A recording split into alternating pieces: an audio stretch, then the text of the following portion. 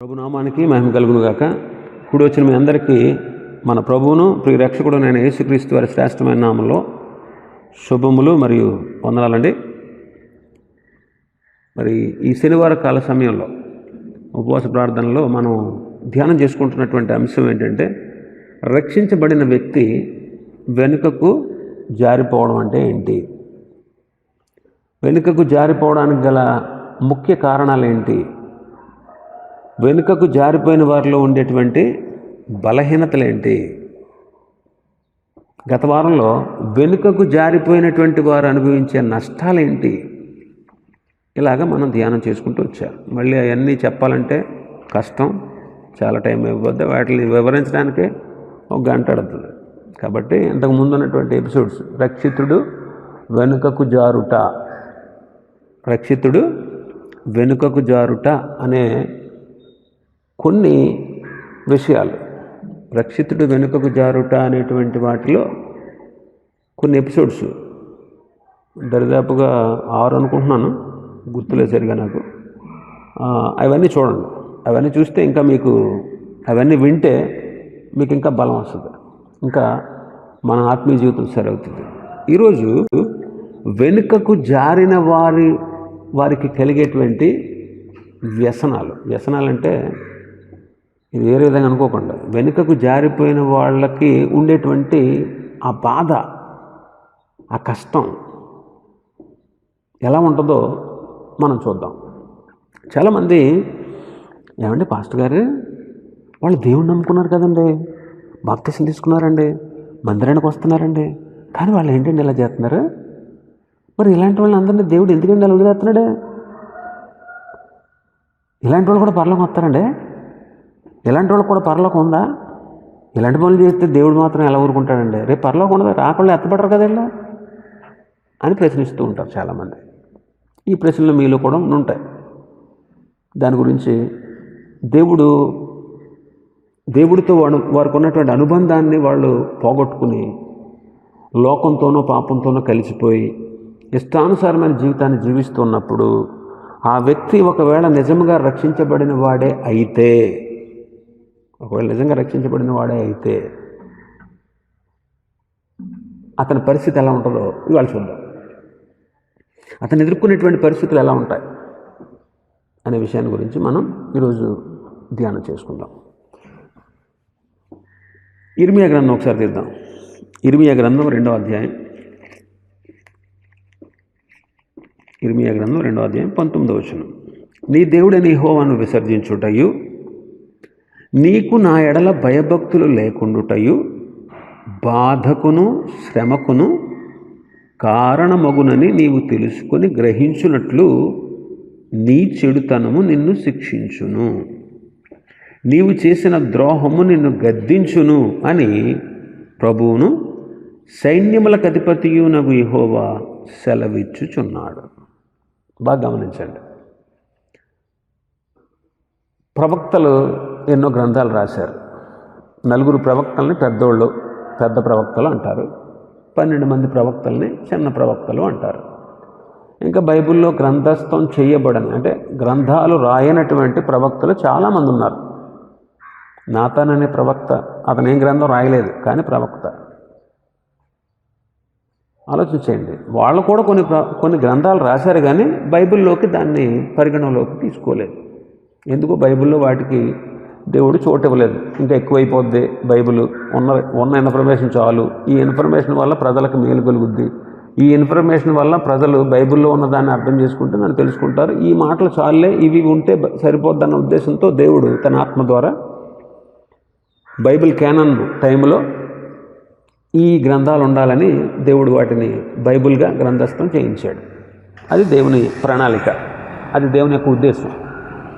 కాబట్టి ఈ ప్రవక్తల గురించి మనం ఆలోచన చేస్తే, యెషయా గారు చెరకు ముందు ఇశ్రాయేల్ దేశం బాగున్న టైంలో, ఇశ్రాయేల్ దేశం నెంబర్ 1గా ఉన్న టైంలో, అంటే బాగుంది, పరిస్థితులు బాగున్నాయి ఆ కాలంలో, పరిస్థితులు కొంతవరకు పర్వాలేదు.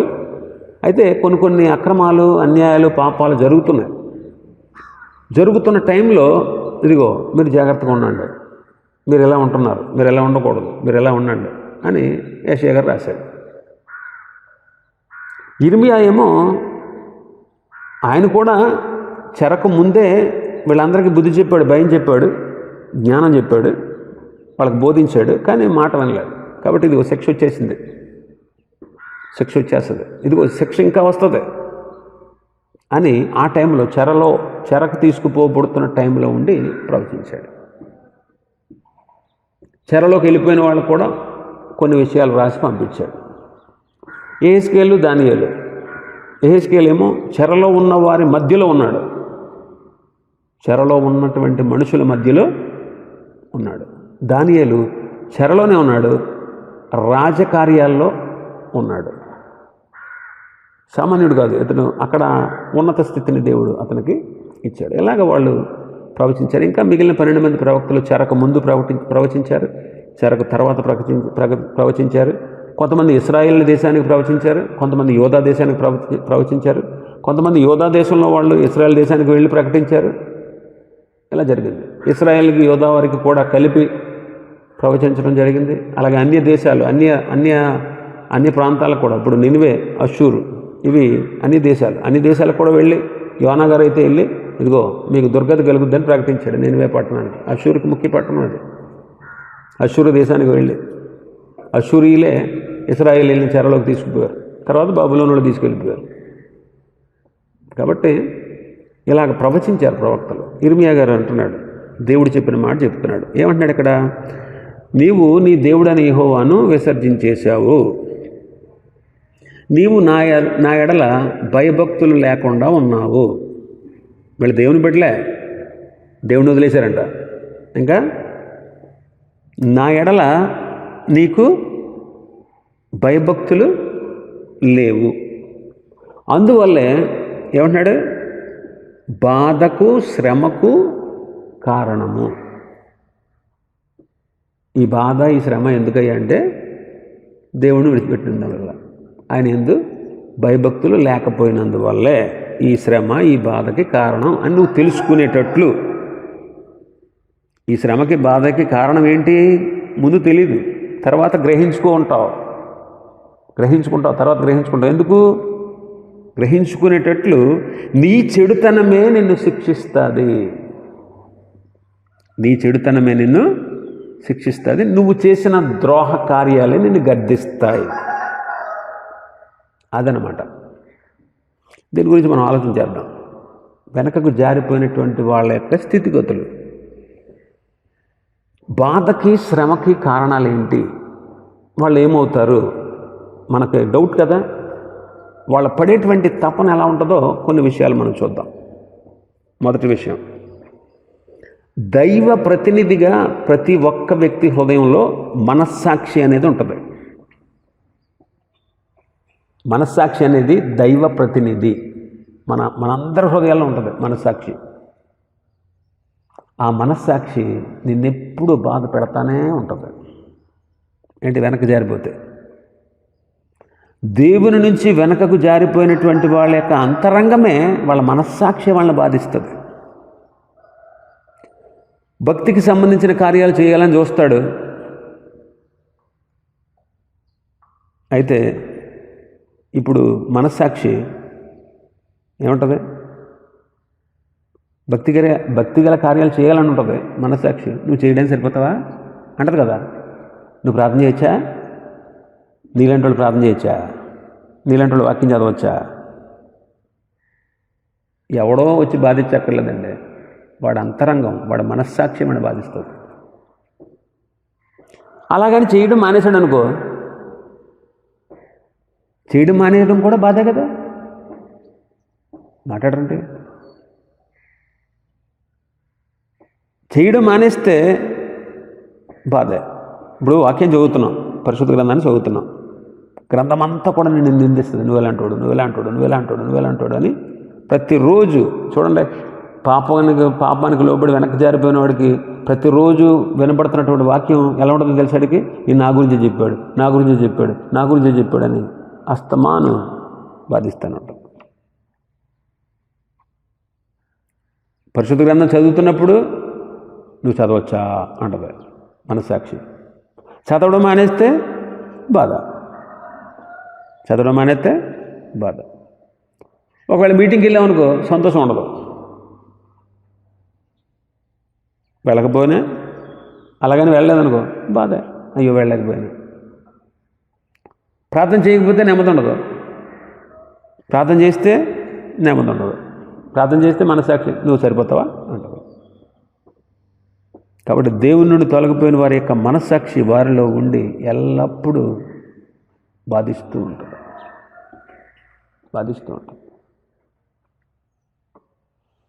కన్నీళ్ల చేత పరుపు తేలిపోయిందంటండి. పడక కొట్టుకుపోయినంత కన్నీళ్లు కార్చాడు దావీదు. అతని కన్నీళ్ళన్నిటినీ ఒక చోట సమకూర్చి పోస్తే ఆ ప్రవాహంలో మంచం కూడా కొట్టుకుపోద్దంటాడు, పరుపు తేలిపోద్ది అంటాడు. నా కన్నీళ్ళ చేత నా పరుపు తేల చేస్తాను. అతని కన్నీళ్ళన్నీ కూడా పట్టి ఉంచి ఒక ట్యాంకులోనో లేకపోతే ఎక్కడో పట్టి ఉంచి ఒక్కసారిగా కనుక వాటిని వదిలితే అతని మంచం కూడా కొట్టుకుపోద్దంట. ఎంత బాధ చూడండి. వాళ్ళ అంతరంగం, వాళ్ళ మనస్సాక్షి బాధిస్తూనే ఉంటుంది. అంతరంగం నుంచి వచ్చేటువంటి బాధ నుండి ఎవ్వడు విడుదల పొందలేడు.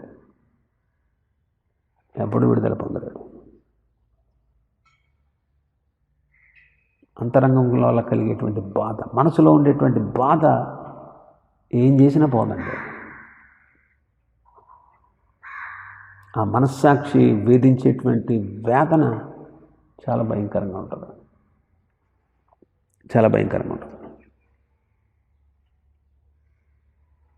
మనస్సాక్షి వేధించేటువంటి బాధ అదో రకమైన బాధ అండి. అది నీకు కనపడద్దా, నాకు కనపడద్దా? తప్పిపోయినోడు జీవితంలో వాడు మనస్సాక్షి వాడిని ఎంత బాధిస్తుందో నీకు తెలుసా? నీకు తెలియదు, నాకు తెలియదు. కాబట్టి వాడు పరలోకానికి వస్తాడా, వాడిని ప్రభువు రాకలో ఎత్తపడతాడా అంటావు నువ్వు. వాడి బాధ నీకేం తెలుసు? వాడు పడే బాధ అలాంటిది. చూస్తున్నాం కదా మనం పరిశుద్ధ గ్రంథంలో రోజు బాధ.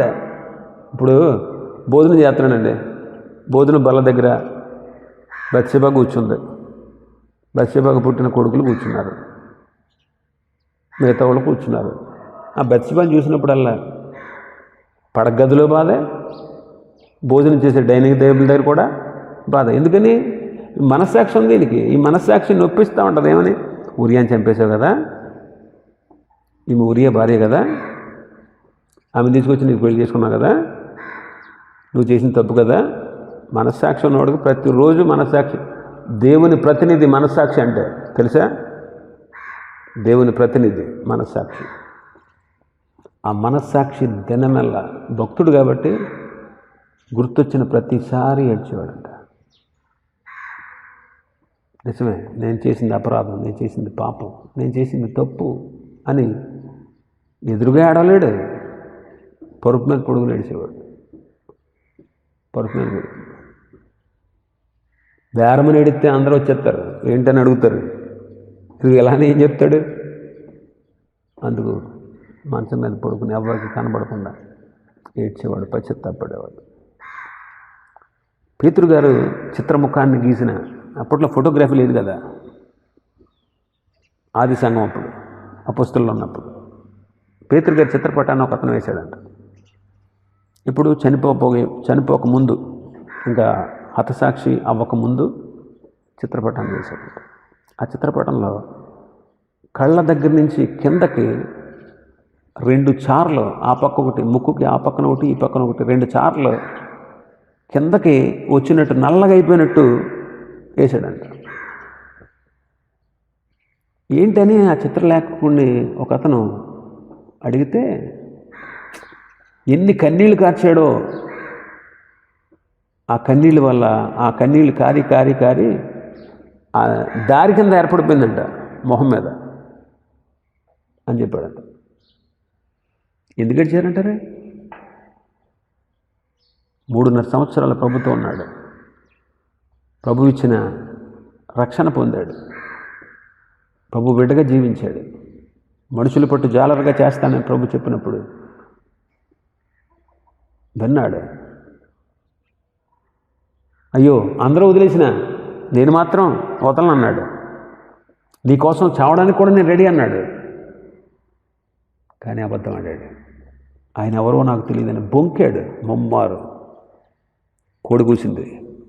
ప్రభు చెప్పిన మాట గుర్తొచ్చింది.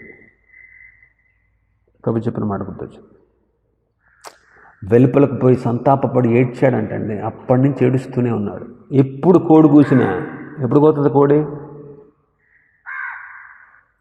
తెల్లవారుజామున కోస్తుంది, ఒక్కోసారి అర్ధరాత్రి కోస్తుంది, ఒక్కోసారి తెల్లవారుజామున కోస్తుంది.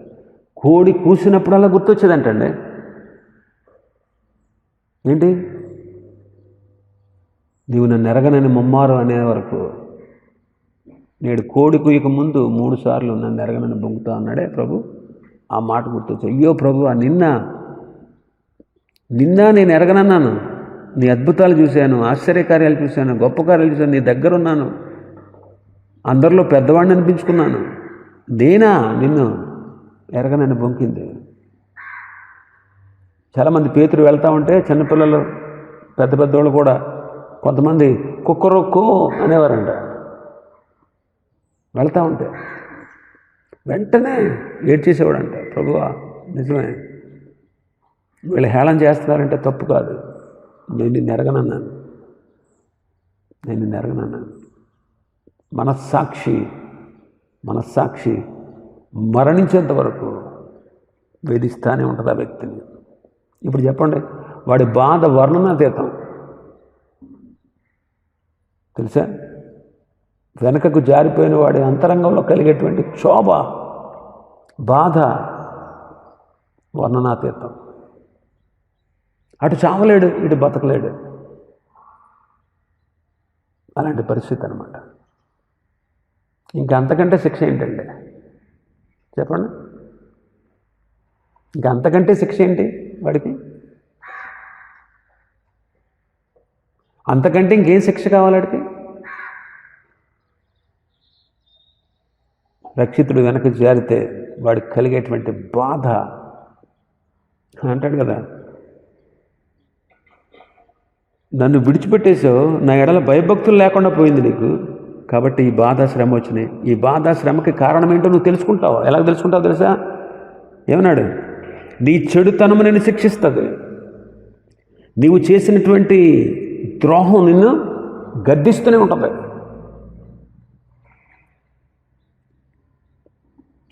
వాడి చెడుతనమే శిక్షిస్తుంది.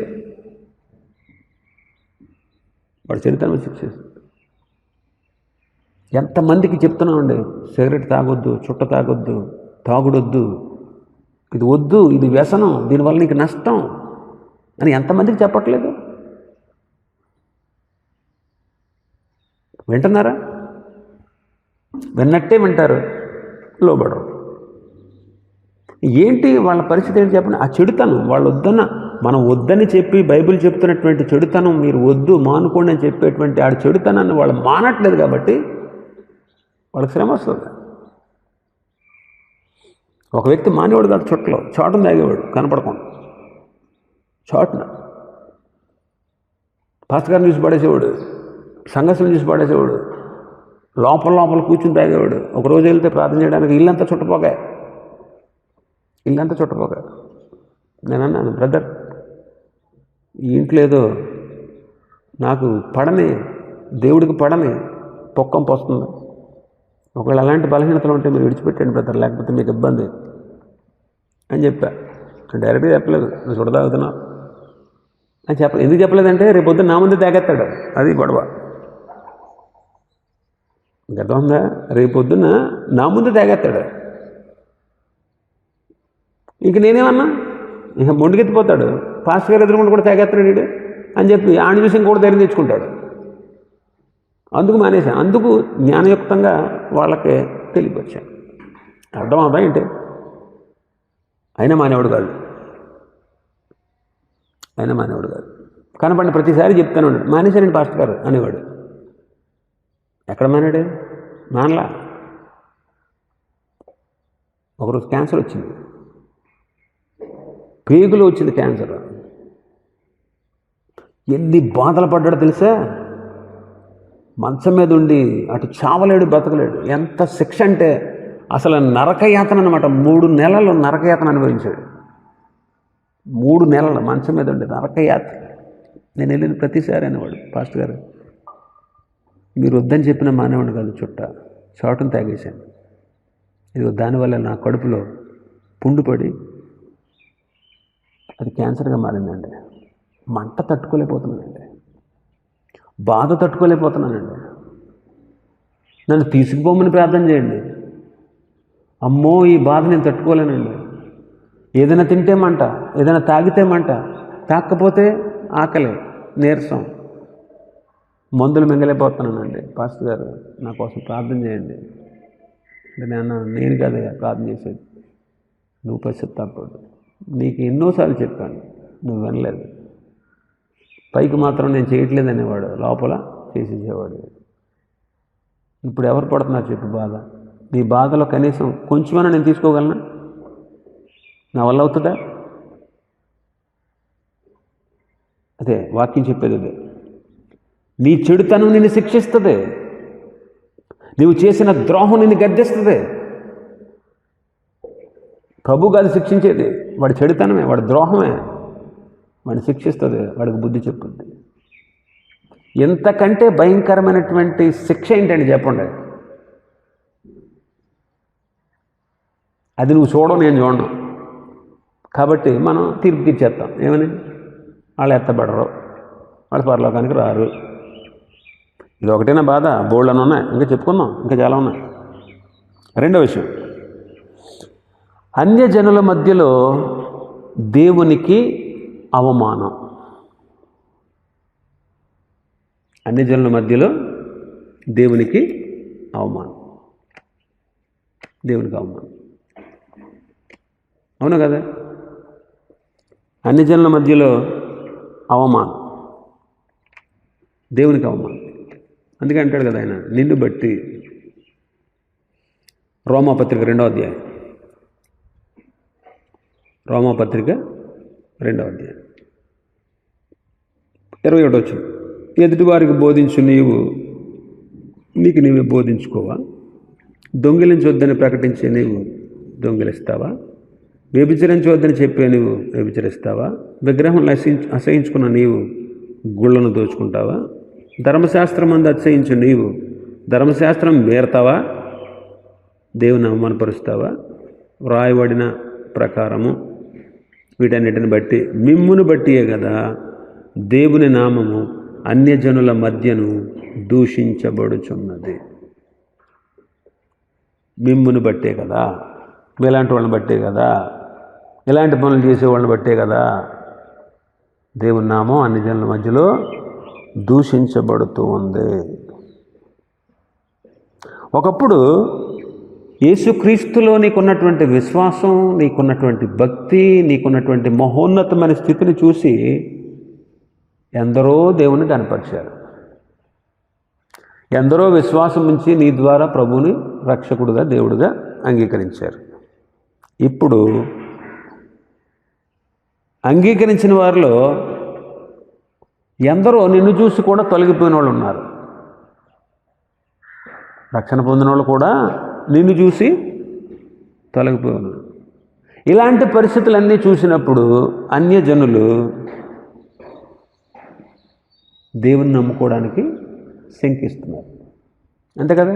ఏమండి, నమ్ముకున్న వాళ్ళే మారలేదండి, మా అలాంటి వాళ్ళు ఏం మారుతామండి అనేవాళ్ళు లేరా?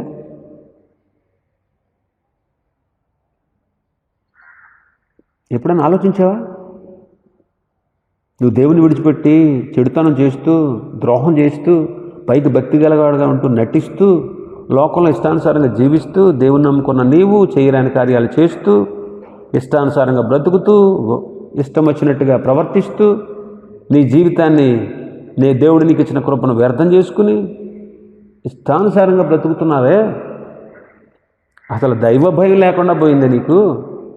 అసలు నువ్వు దేవునికి లోబడట్లేదే, దేవుడు ఉన్నాడనేటువంటి భయమే లేదే, దేవుడిచ్చినటువంటి ఉన్నతమైనటువంటి స్థితి అంతటిని నిర్లక్ష్య పెట్టేశావే. మరి నీ పరిస్థితి ఏంటి చెప్పు? నిన్ను బట్టి ఒకప్పుడు రక్షణ పొందిన వాళ్ళు వాళ్ళే రక్షణ నుంచి తొలగిపోయిన వాళ్ళు ఉన్నారు. కొంతమంది వాళ్ళ ప్రవర్తన చూసి, నీ ప్రవర్తన చూసి మేము ఎందుకులేండి, మేము మారాం, నమ్మిన వాళ్ళు బాగుండి చేశారేటి, మేము బాగుంటాకే, మేము నమ్ముకుంటాకే, మేము నమ్మండి అన్నవాళ్ళు లేరా? మరి ఇదేంటి చెప్పండి? ఇదేంటి? ఇదంతా అవమానం చెప్పండి. ఎంత అవమానం! ఆ అవమానంతో నీకు అవమానం అనిపిస్తుంది, నీకు ఆ విషయాలు తెలుస్తాయి, ఏం చేయగలవు? ఇంకా నువ్వు వెనక్కి జారిపోయావు, నీ వల్ల తప్పు జరిగిపోయింది, కష్టం. దానివల్ల దేవుని నామానికి అవమానం. ఆ అవమానాన్ని నువ్వు తట్టుకోలేవు. ఇంకా పైకి ఏం చేయలేవు కదా. ఇంకా ఏం చేయలేక అంతరంగంలో ఏం చేస్తావు? ఏడుస్తూ కూర్చుంటావు. అయ్యో నా వల్లే కదా కొంతమంది వెనక్కి వెళ్ళిపోయారు, నా వల్లే కదా చాలామంది మారట్లేదు. నిజంగా రక్షణ పొందినవాడు వెనక్కి జారిపోతే వాడికి కలిగేటువంటి బాధ అండి, వాడికి కలిగే బాధ. నువ్వు అనుకుంటావు వాడికి ఏ బాధ లేదు, ఇష్టం వచ్చినట్టు చేసేస్తున్నాడు అనుకుంటావు. ఎందుకంటే పైకి బతకాలి కదా, లోకంలో జీవించాలి కదా, లోకంలో నటించాల్సిన పరిస్థితి వస్తుంది వాడికి. వాడికి ఏ బాధ లేనట్టు ఫీలింగ్ చూపించాలి కదా. కృంగిపోయినట్టు ఇలా అయిపోయినట్టు కనబడితే మళ్ళీ మనమందరం ఏం చేస్తామండి? చూసి అలా అయిపోయా, అది అలాగ అయిపోతాడు అంతే అంటాం కదా. ఇవన్నీ ఎలా ఉంటుంది చెప్పండి? ఇదొక రకమైన బాధ. ఫిలిస్తీన్ల సర్దారులందరూ పండగ చేసుకుంటున్నారంట. ఎందుకని వాళ్ళని అప్పటి వరకు భయపెట్టి, బెదిరించి, చంపేసి, తిరగబడినాడు చంపేసి, ఒక్కొక్కడిని బాధ పెట్టి, పరుగులు పెట్టించి, అసలు కనబడకుండా దూరంగా దాక్కున్నటువంటి పరిస్థితుల్లో ఉన్న ఫిలిస్తీన్లు ఈరోజు సంసోను ఎదుట దర్జాగా కూర్చుని ఆనందిస్తూ, తింటూ, త్రాగుతూ వాళ్ళ దేవతకి ఉత్సవం చేసుకుంటున్నారు. దాగోను దేవతకి మహాబలి అర్పించారు. పండగను ఆచరిస్తున్నారంట. వాడిని చూసి వాడిని వాళ్ళ మధ్యలోకి తీసుకొచ్చి నుంచోబెట్టి హేళన చేస్తున్నారు. ఏం చేయగలడు ఇప్పుడు చెప్పండి? ఒకప్పుడు గడగడలాడించినోడు ఇప్పుడు బలహీనుడుగా, బానిసగా వాళ్ళ మధ్యలో సంకెళ్ళ చేత బంధించబడి ఉన్నాడు.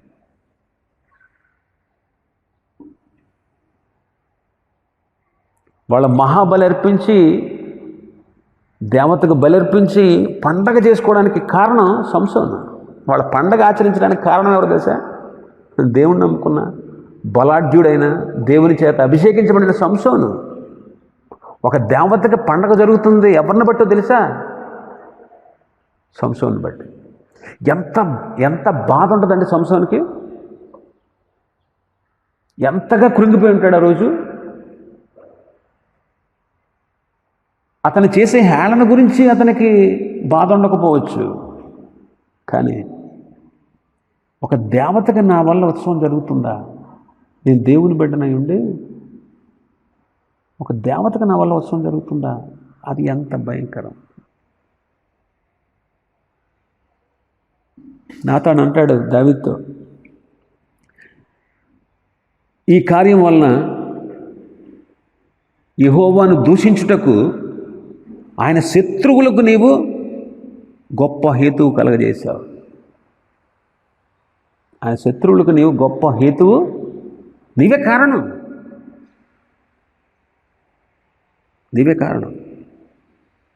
యెహోవాని దూషించడానికి ఆయన శత్రువులకు అవకాశం ఇచ్చావు నువ్వు ఈ పాపం చేసి. అయ్యో, దేవుడు నీ వల్ల ఇంత నింద భరించాలా? దేవుడు నిన్ను బట్టి అవమానించబడుతున్నాడా? అది నీకెంత సిగ్గుకరం. నిన్ను విమోచించడానికి, నిన్ను రక్షించడానికి తన ప్రాణం పెట్టి నిన్ను విడిపించి రక్షించి తన బిడ్డగా చేసుకున్నటువంటి విమోచకుడైనటువంటి ఆ దేవాతి దేవునికి నీవు ఇచ్చేటువంటి కృతజ్ఞతార్పణ ఇదా నువ్వు చూపించే నువ్వు ఇచ్చేటువంటి కృతజ్ఞతార్పణ దేవుడికి. ఇలాంటి జీవితమా? ఇలాంటి జీవితం వల్ల కలిగేటువంటి నష్టమా? ఆలోచన చేసుకో ఒకసారి, ఆలోచన చేసుకో. అందుకే పౌలు గారు అంటారు రోమిలకు రాసిన పత్రికలో, నిన్ను బట్టే దేవుని నామం దూషించబడతా ఉంది. అలా దూషించబడుతూ ఉంటే ఎంత బాధ తెలుసా? ఆ బాధ సంసోన్ని ఏం చేసింది తెలుసా? ప్రభువా ఒక్కసారి కనికరించు, ఈ ఒక్కసారి నాకు సహాయం చేయి, ఈ ఒక్కసారి నేను చేసినటువంటి తప్పిదాన్ని బట్టి ఇదిగో నేను చచ్చిపోతాను, నా శత్రువులు చచ్చిపోవాలి, ఇక్కడ ఉత్సవం జరగకూడదు, నేను చావాలి, నా శత్రువులు చావాలి, ఒక్కసారి నన్ను కనుకరించి నాకు అవకాశం ఇవ్వని ప్రార్థన చేశాడు. తను చనిపోయాడు. ఎంత బాధ అండి అసలు. ఒక బలాఢ్యుడు అసలు ఎంతటి బలాఢ్యుడు అండి. అసలు సంసోను ముందు నిలబడడానికి ఫిలిస్తీన్ల సర్దార్లో ఎవ్వడికి కూడా ధైర్యం సాలదు. ఎంతమంది సైన్యం వచ్చినా, ఎంతమంది బలగం వచ్చినా, ఎన్ని సంఖ్యల చేత బంధించినా ఆఫ్టర్ ఆల్ అన్నట్టు ఓడదీసేసేవాడు. అలాంటి సంసోనికి కలిగిన మనసులో కలిగినటువంటి క్షోభ, ఆ బాధ, ఎంతటి అవమానం దేవుడికి తీసుకొచ్చాను నేను. ఇక నేను ఉండకపోతే ఏంటి, ఉంటే నేను ఉండకూడదు అలాంటి. ఇక నేను ఫిలిస్తీన్లు చనిపోతుందా కానీ గట్టిగా ఊపాడంట, పట్టుకుని స్తంభాలు రెండు పట్టుకుని చనిపోయాడు. నిజంగా రక్షణ పొందిన వ్యక్తి వెనకకు జారిపోతే కలిగేటువంటి బాధ అండి ఇది. కలిగే బాధ. గుడ్డివాడైపోవడం, తిరగల విసరడం, బందీగృహంలో ఉండడం. ఏంటండి ఇదంతా? శిక్ష కదా? ఇర్మీయా గ్రంథంలో ప్రభు చెప్పినట్టు, నా ఎడల నీకు భయభక్తులు లేవు, నీవు నన్ను విడిచిపెట్టేశావు. అందుకే అది నీకు బాధకి శ్రమకి కారణం. నీకు బాధకి శ్రమకి కారణం నువ్వు చేసినటువంటి ద్రోహమే, నీవు చేసిన చెడుతనమే. చెడుతనమే అని వాడు చేసిన చెడుతనం, వాడు చేసిన ద్రోహమే వాడికి పాఠం నేర్పిస్తుందంట. ఎంతకంటే శిక్ష ఇంకొకటి ఏమైనా కావాలా? కాబట్టి పడిపోయిన వాడు, జారిపోయిన వాడిని చూసి నవ్వకం. పడిపోయిన వాడిని, జారిపోయిన వాడిని చూసి నేనే సేఫ్గా ఉన్నాను పర్లేదు అనుకోకు. పడిపోయిన వాడిని, వెనక్కి జారిపోయిన వాడిని చూసి హేళన చేసి అపహసించి వాడిని దూషించకో. అందుకే గలతీ పత్రికలో పౌలు గారు స్పష్టంగా చెప్పాడు. ఆ మాట చెప్పి ముగిస్తాను. గలతీ పత్రిక 6వ అధ్యాయం. గలతీ పత్రిక 6వ అధ్యాయం మొదటి నుంచి.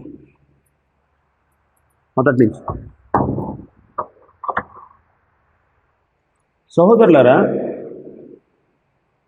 ఒకడు ఏ తప్పిదంలోనైనా చిక్కుకొని ఎడల ఆత్మ సంబంధులైన మీలో ప్రతివాడును తానును శోధించబడునేమో అని తన విషయమై చూసుకుంటూ సాత్వికమైన మనస్సుతో అట్టి వాడిని మంచి దారికి తీసుకుని రండి. ఇలాగూ ఒకని భారాలు ఒకడు భరించండి, ఇది క్రీస్తు నియమం అన్నాడు. ఇలాగూ క్రీస్తు నియమాన్ని మీరు పూర్తిగా నెరవేర్చండి. క్రీస్తు నియమం ఏంటో తెలుసా?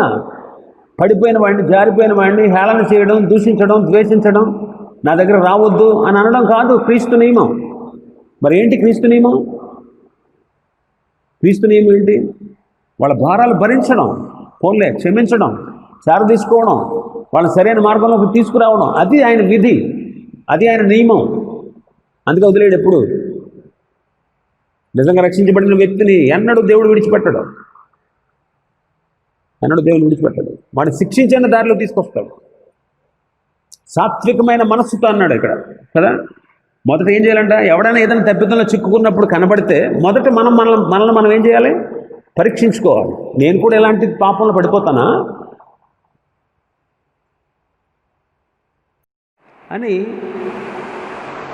మన మట్టుకు మనం జాగ్రత్తగా పరీక్షించుకోవాలి. ఆత్మ సంబంధమైనటువంటి మనం కూడా తప్పిపోతామేమో, శోధించబడతామేమో అని తన విషయమే చూసుకుంటూ సాత్వికమైన మనసుతో అట్టి వారిని మంచి దారికి తీసుకురావాలి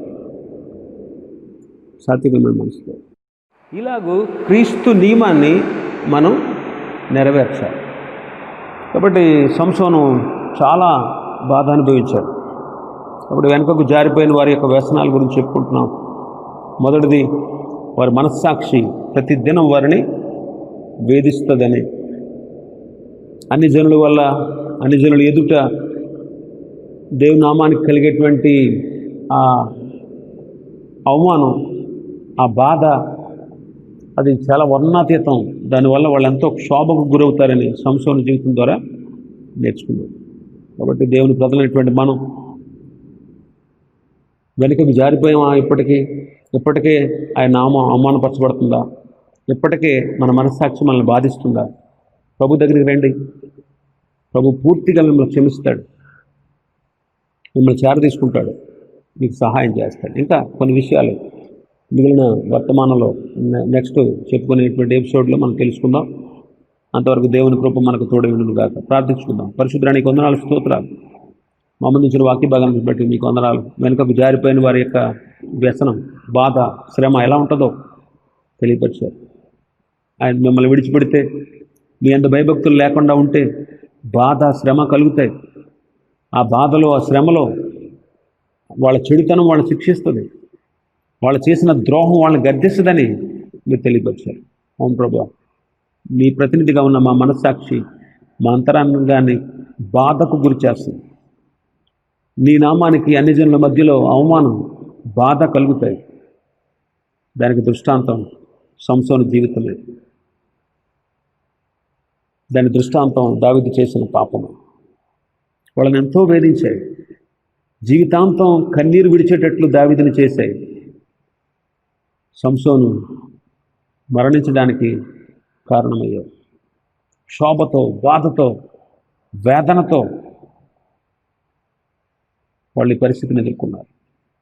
కాబట్టి దేవుని మీ బిడ్డలమైనటువంటి మేము ఇలా శోధించబడుతున్న వారిని చూసినప్పుడు మమ్మల్ని మేము గొప్పవాళ్ళమని అనుకోకుండా, వాళ్ళకంటే మేమే బెటర్ అని అనుకోకుండా, మేము కూడా అలాంటి విషయాల్లో శోధించబడతామేమో అని జాగ్రత్త కలిగి అటువంటి వారిని సాత్వికమైన మనసుతో మంచి దారికి తీసుకొస్తూ, ఇది మీ నియమం, మిమ్మల్ని మీ దగ్గరకు వచ్చి వాళ్ళని త్రోసివేసేవాడు కాదు, పడిపోయిన వాళ్ళని ఉద్ధరించే దేవుడు, కృంగిన వారిని లేవనెత్తేవాడు, పడిపోయినటువంటి వారిని, పతనమైపోయిన వారిని, జారిపోయిన వారిని, వెనకబడిపోయిన వారిని మళ్ళా తిరిగి పునరుజ్జీవింపచేసే దేవుడు.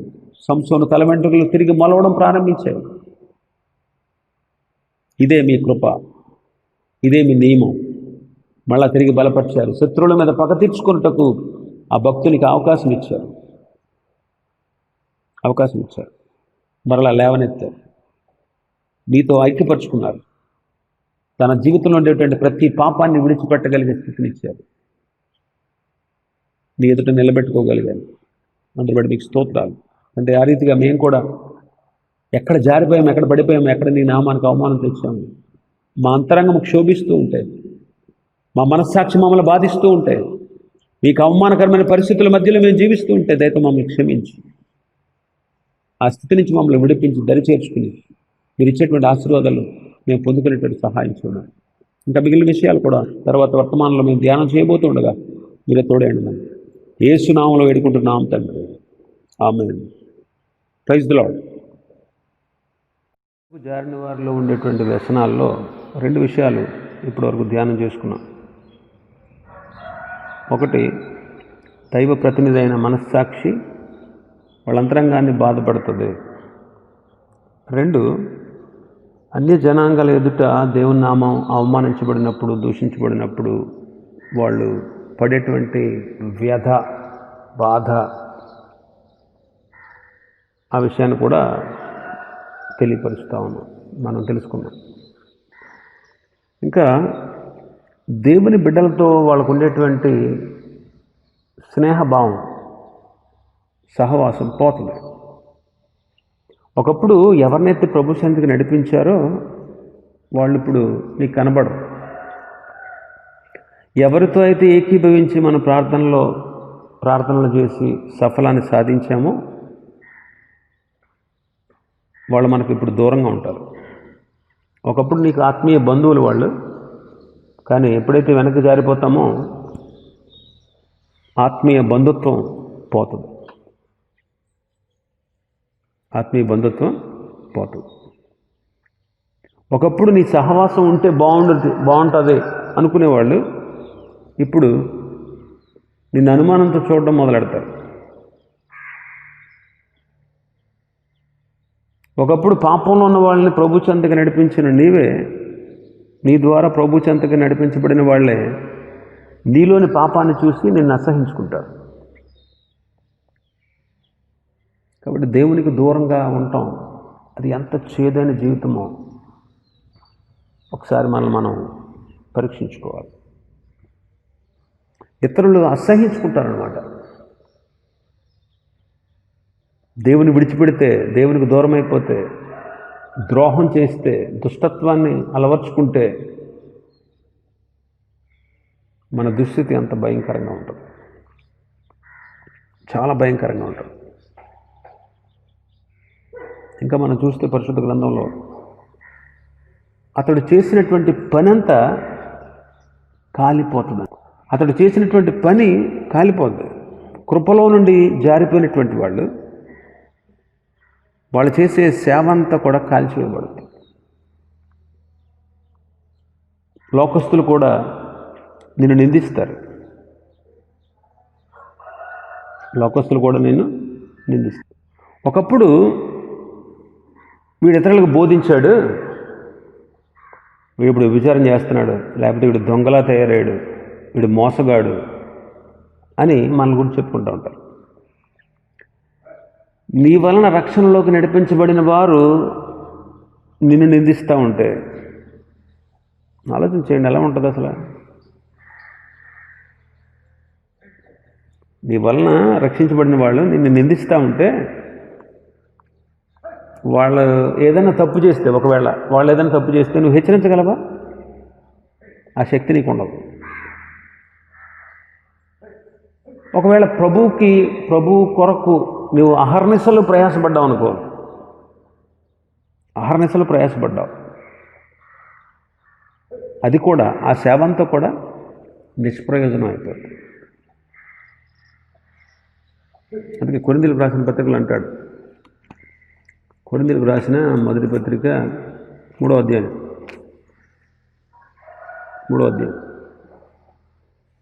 10వ వచనం నుంచి చదువుదాం. 10వ వచనం నుంచి 15వ వచనం. దేవుడు నాకు అనుగ్రహించిన కృప చొప్పున నేను నేర్పరి అయిన శిల్పకారుని వలె పునాది వేసితిని, మరి ఒకడు దాని మీద కట్టుచున్నాడు. ప్రతివాడు దాని మీద ఎలాగ కట్టుచున్నాడో జాగ్రత్తగా చూసుకోవాలి. వేయబడినది తప్ప మరొక పునాది ఎవడు వేయనేరడు. ఈ పునాది యేసుక్రీస్తే. ఎవడైనా ఈ పునాది మీద బంగారము, వెండి, వెలగల రాళ్ళు, కర్ర, గడ్డి, కొయ్యకాలు మొదలైన వాటితో కట్టిన ఎడల వాని పని కనబడుతుంది. ఆ దినము ఆ పనిని తేటపరుస్తుంది. అది అగ్ని చేత బయలుపరచబడుతుంది. మరియు వాని పని ఎట్టుదో దానిని అగ్నియే పరీక్షిస్తుంది.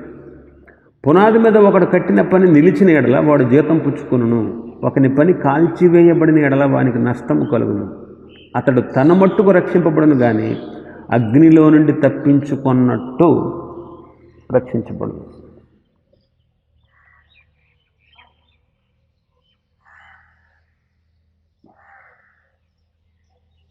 అగ్ని నుంచి తప్పించుకున్నట్టు రక్షించబడతాడు.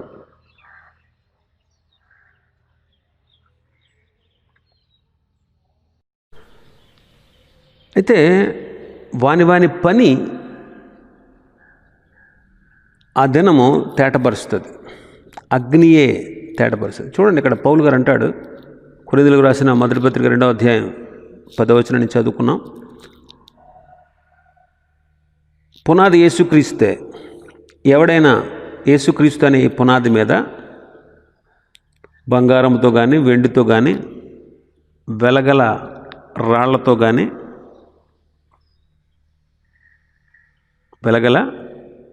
కానీ, కడుతూ ఉన్నప్పుడు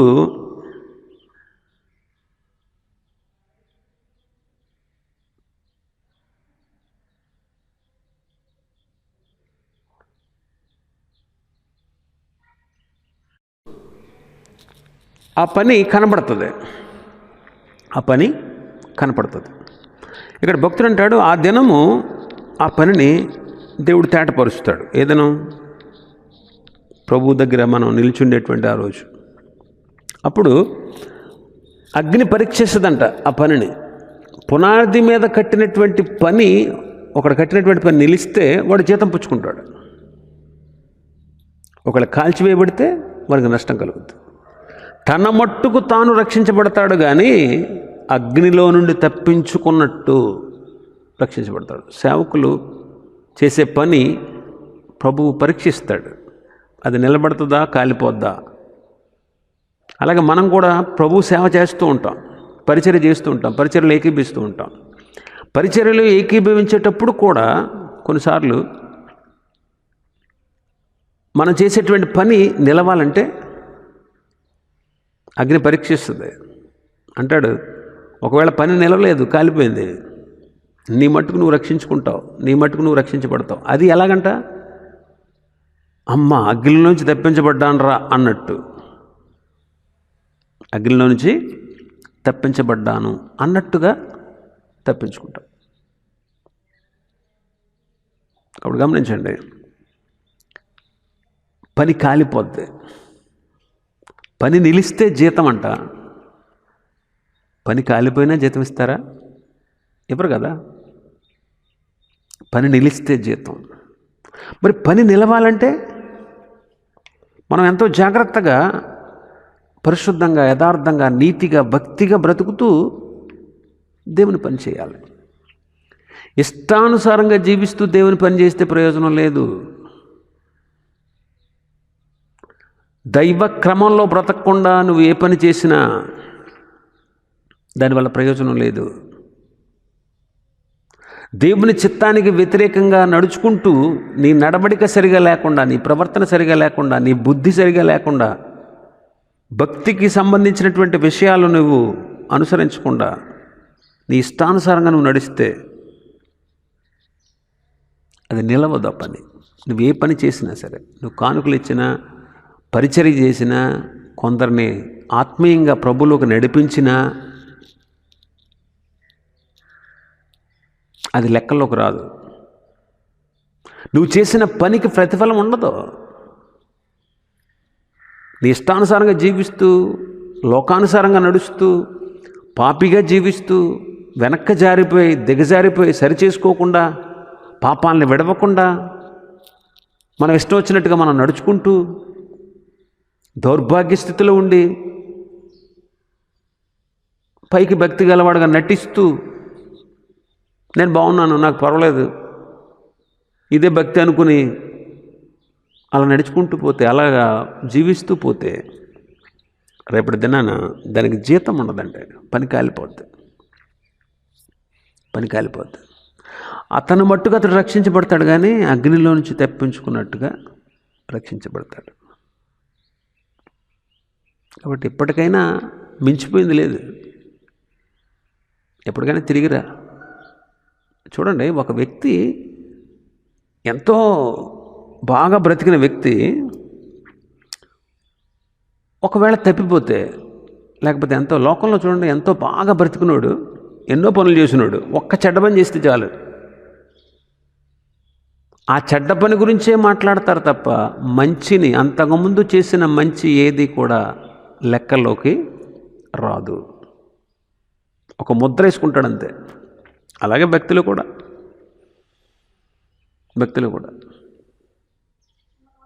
నువ్వు చేసే పని నిలవాలి. నువ్వు చేసే పని నిలవాలంటే నువ్వు దేవునికి దూరం అవ్వకూడదు.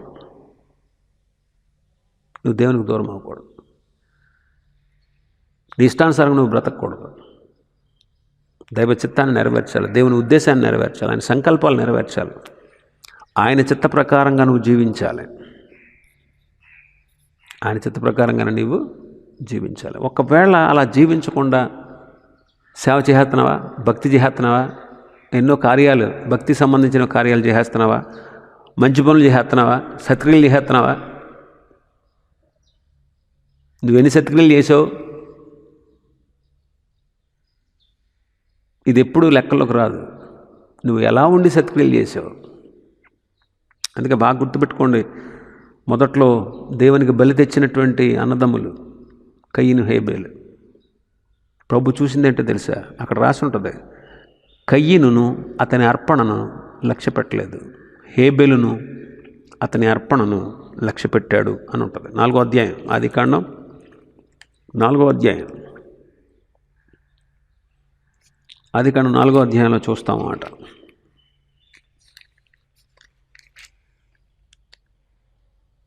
4వ వచనం, యెహోవా హేబెలును అతని అర్పణను లక్ష్యపెట్టెను,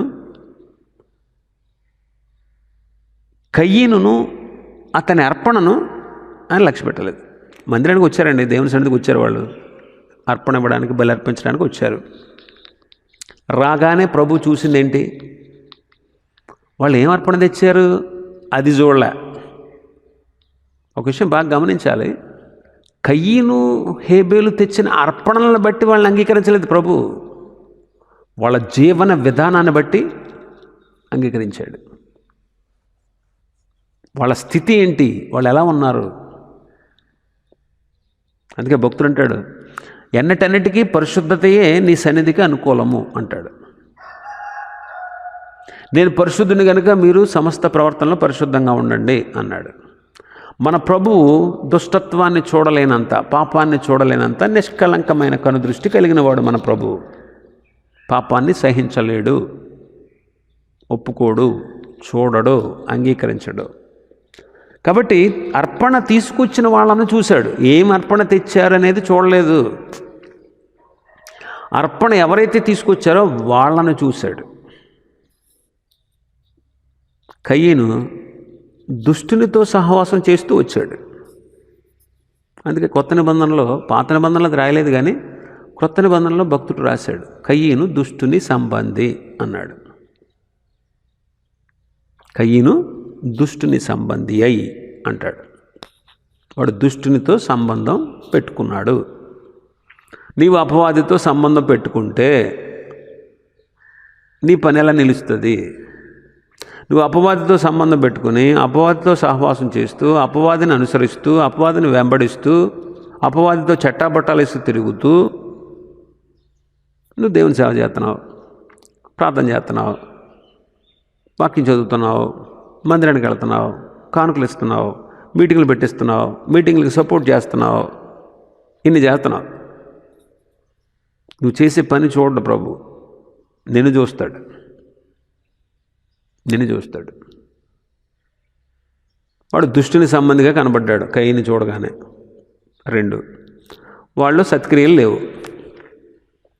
3, వాడి వాకిట్లో పాపం ఉంది, పాపం పొంచి ఉంది వాడి వాకిట్లో. 4, పాపం ఎడల వాడికి వాంఛ ఉంది, పాపం చేయాలనేటువంటి వాంఛతో బ్రతుకుతున్నాడు. ఇలా ఉంది అతని జీవన విధానం. పాపం పొంచి ఉంది, అందుకే కదా పాపం చేశాడు, తమ్ముడు చంపేశాడు. పాపం పొంచి ఉంది అంటే వాడి వాకిట్లో పాపం ఉంది. వాడి వాకిట్లో పాపం ఉందంటే ఏంటి? వాడు పాపకార్యాలు చేయడానికి సిద్ధంగా ఉన్నాడు. అది ఏంటి? పాపకార్యాలు తమ్ముడు చంపేశాడు. ఏడయ్యా నీ తమ్ముడు అంటే నాకు తెలియదు అంటాడు. నీకు సమాధానం చెప్పాలా నేను అని దేవుడి మీద ఎదురు తిరుగుతాడు. శిక్ష పెడితే పెట్టేవాళ్ళ శిక్ష అన్నట్టు నేను శిక్ష భరించలేనంత గొప్పదే అంటున్నాడు తప్ప అయ్యో ప్రభు క్షమించని మాత్రం వాడు అంటలేదు. శిక్ష పెడితే పెట్టు, భరిస్తాను, భరించకపోతే చచ్చిపోతాను, భరించలేకపోతే అంటున్నాడు తప్ప వాడిలో మార్పు ఏమాత్రం లేదు. ఆ దుస్థితి, ఆ పరిస్థితి ప్రభు వాళ్ళు చూశాడు. అందుకే ఆ అర్పణ లక్ష్య పెట్టలేదు. వాడు తీరా ప్రయాసపడి ఇవన్నీ తీసుకొస్తే ప్రభు చీపమ్మన్నాడు. ఎలా ఉంటుంది చెప్పన్నాడు పరిస్థితి. అందుకే కోపం వచ్చేసింది, మొహం చనిపించుకున్నాడు. పొంచి ఉంది కదా పాపం, పొంచి ఉంది పాపం, అందుకే కోపం వచ్చింది. పొంచి ఉంది పాపం, అందుకే మొహం చనిపించుకున్నాడు. ఇదిగో నీ సన్నిధి నుంచి నన్ను వెళ్ళగొట్టేసావు కదా అంటాడు. వెళ్ళగొట్టేశాడు ఆయన. వీడే వెళ్ళిపోయాడు, వీడే ధిక్కరించాడు, వీడే వద్దనుకున్నాడు.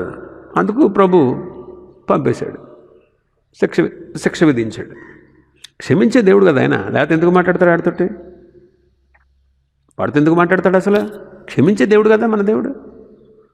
మాట్లాడుతున్నాడు, వాడితో మాట్లాడుతున్నాడు, ఇంకా మాట్లాడుతున్నాడు. ఏంటి తమ్ముడేడు అన్న, చంపేసి వచ్చిన వాడిని నీ తమ్ముడేడని అడుగుతున్నాడు. అని తెలీదా? తెలుసు. అంటే ఆయన ఉద్దేశం ఏంటంటే, అయ్యో ప్రభు చంపేశాను నేనే అంటాడేమో అనుకున్నాడు. అంటాడేమో, ఆడి పశ్చాత్తాపం కలుగుద్దేమో అని ఒక అవకాశం అన్నమాట. ఎన్ని అవకాశాలు ఇచ్చినా వాడు మాటల, వాళ్ళ మార్పు కలగల. అందుకే వాడిని రిజెక్ట్ చేశాడు. నేడు మన పరిస్థితి కూడా అంతే. మనం కూడా మన ఇష్టం వచ్చినట్టుగా బ్రతుకుతూ, ఇష్టానుసారంగా జీవిస్తూ, సరి అయిన విధానంలో బ్రతకకుండా, దేవుని చిత్తాన్ని నెరవేర్చకుండా, రక్షించబడి కూడా తొలగిపోయి, వెనక్కి జారిపోయి, ఇంకా పాపకార్యాలు చేస్తూ, అక్రమాలు చేస్తూ, అపవిత్రతగా జీవిస్తూ, దేవునికి ఇష్టం కాని కార్యాలన్నీ జరిగిస్తూ, అపవాదితో సహవాసం చేస్తూ, నువ్వు ఏదో పెద్ద గొప్ప సేవ చేస్తావా, నువ్వేదో పెద్ద గొప్ప పరిచర్య చేస్తావా, మీటింగ్లు పెడతావా, కానుకలు ఇస్తావా, పైకి నేను భక్తి గలవాడిని చాటింపు వేసుకుంటావా? తెలీదా మన స్థితి? దేవునికి తెలీదా మన స్థితి? నీ పని నిలుస్తుందా రేపు? ఏదో అగ్నిలోంచి తప్పించుకుని రక్షించబడతావు అంతే. నీ పని నిలవదు, నీ పనికి జీతం ఉండదు. నువ్వు చేసిన పని మెచ్చుకోరు అక్కడ. గమనించండి. నువ్వు చేసిన పనికి ప్రతిఫలం దొరకదు అక్కడ. పని కాలిపోద్దండి. అప్పటి వరకు వాడు చేసిన భక్తి, నీతి, పరిశుద్ధత, యథార్థత, వాడు చేసే పనులు మంచిగానే ఉండి చేశాడు, కానీ పాపం చేశాడు, వెనక్కి జారిపోయాడు, కానీ వాడి పని కాలిపోద్ది.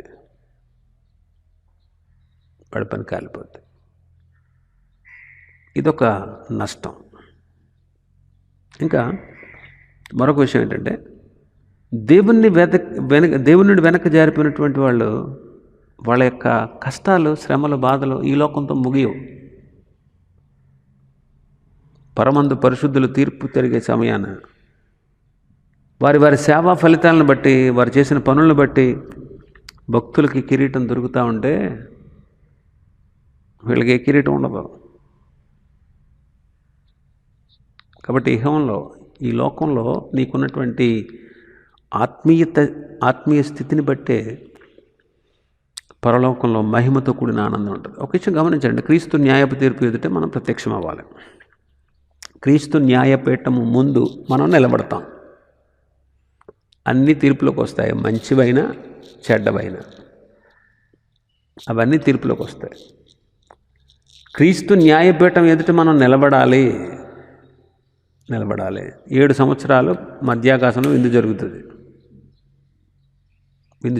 ఎందుకంటే ఆయన 7 సంవత్సరాల తర్వాత భూమి మీదకి వస్తాడు. భూమి మీద 1000 సంవత్సరాలు పరిపాలిస్తాడు. ఆయన రాజ్యాన్ని స్థాపిస్తాడు. శత్రువులతో యుద్ధం చేస్తాడు. హెర్మగెద్దోని యుద్ధం అంటారు దాన్ని. శత్రువులతో యుద్ధం చేస్తాడు. మరి భూమి మీదకి తీసుకొచ్చినప్పుడు 1000 ఏండ్లు వాక్యంలో రాసినట్టు సహించిన వారమైతే ఆయనతో కూడా వెళ్తాం. ఆ 7 సంవత్సరాల జీతం, బహుమానం, కిరీటాలు ఏంటో తెలుసా? భూమి మీద నువ్వు బ్రతికినటువంటి నీ బ్రతుకును బట్టి, ఆయన పట్ల నమ్మకంగా, విశ్వాసంగా, పరిశుద్ధంగా బ్రతికావా, నీ ఇష్టానుసారంగా నువ్వు బ్రతికావా, అది పరిగణనలోకి తీసుకుని దేవుని చిత్తానుసారంగా కట్టుకుని ఆత్మీయంగా బ్రతికిన వాళ్ళకి కిరీటాలు, ఆశీర్వాదాలు, జీతం, బహుమానం అక్కడే నిర్ణయించబడుతుంది.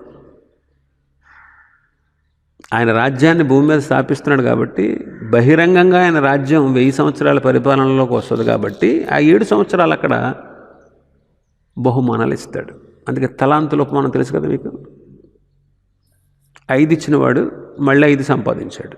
2 ఇచ్చినవాడు మరి 2 సంపాదించాడు. 1 ఇచ్చినవాడు మూట కట్టాడు.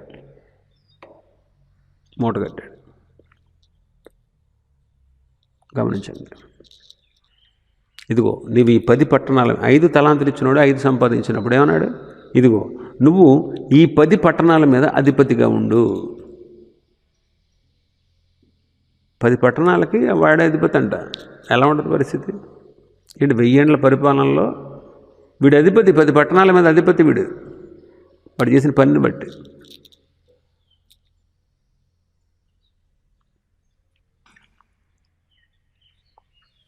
ఒకటిచ్చినోడు ఏం చేశాడు? మూట కట్టాడు, దాచిపెట్టాడు. ఆ ఒక్కటి కూడా తీసుకెళ్ళి ఎవరికి ఇమ్మన్నాడు? ప్రభు 10 పట్టణాలు ఉన్నవాడికి ఇవ్వండి అన్నాడు. ఆడికి ఆల్రెడీ 10 ఉన్నాయి కదా, ఆడికి ఎందుకంటే అవును కలిగిన వాడికి ఇవ్వబడుతుంది. అంటే నీకు రావాల్సిన జీతం, నీకు రావాల్సిన ప్రతిఫలం, నీకు రావాల్సినటువంటి ఉన్నత స్థితి ఇంకొకరికి వెళ్ళిపోతుంది. అలా నిర్ణయించి భూమి మీద తీసుకొస్తాడు సంఘాన్ని 1000 సంవత్సరాలు పరిపాలించడానికి. అప్పుడు నీకే ఉద్యోగం లేకపోతే నీ పరిస్థితి ఎలా ఉంటుంది? గమనించు. ఏ ఉద్యోగం లేకపోతే ఆ రోజు మన పరిస్థితి ఎట్లా ఉంటుంది? బాధాకరం కదా, బాధాకరం కదా. అంటే పరలోకంలో మీకోసం జీతం సమకూర్చుకోండి అన్నాడు. అందుకే పరలోక ధనాన్ని, పరలోకంలో ఉండేటువంటి జీతాన్ని నువ్వు సంపాదించుకోవడానికి ఈ లోకంలో ప్రయాసపడు. ఈ లోకంలో ధనమే సర్వస్వం, లోకమే సర్వస్వం, బంధువులే సర్వస్వం, నా కుటుంబమే సర్వస్వం అనుకుని బ్రతికేస్తున్నావు. దేవుని కోసం ఏ విధమైనటువంటి ఉపకార పని నువ్వు చేయట్లేదు. ఎంతోమంది తమ జీవితాలను పణంగా పెట్టి త్యాగాలు చేసి కుటుంబాలని, దేశాలని, బంధువుల్ని, వాళ్ళ ప్రాంతాలను వదిలేసి ఎంతోమంది జీవితాలను సమర్పించుకుని వాళ్ళ జీవితాన్ని ప్రభువుకి అంకితం చేసుకుని ఇదే నా జీవితం, ప్రభువుతోటే నా జీవితం, ప్రభువే నా సర్వస్వం అనుకుని బ్రతుకుతున్నారే. కనీసం నీ మనసులో, నీ ఆలోచనలో, నీ పరిధిలో నువ్వు ప్రభు కోసం ఏం చేస్తున్నావు?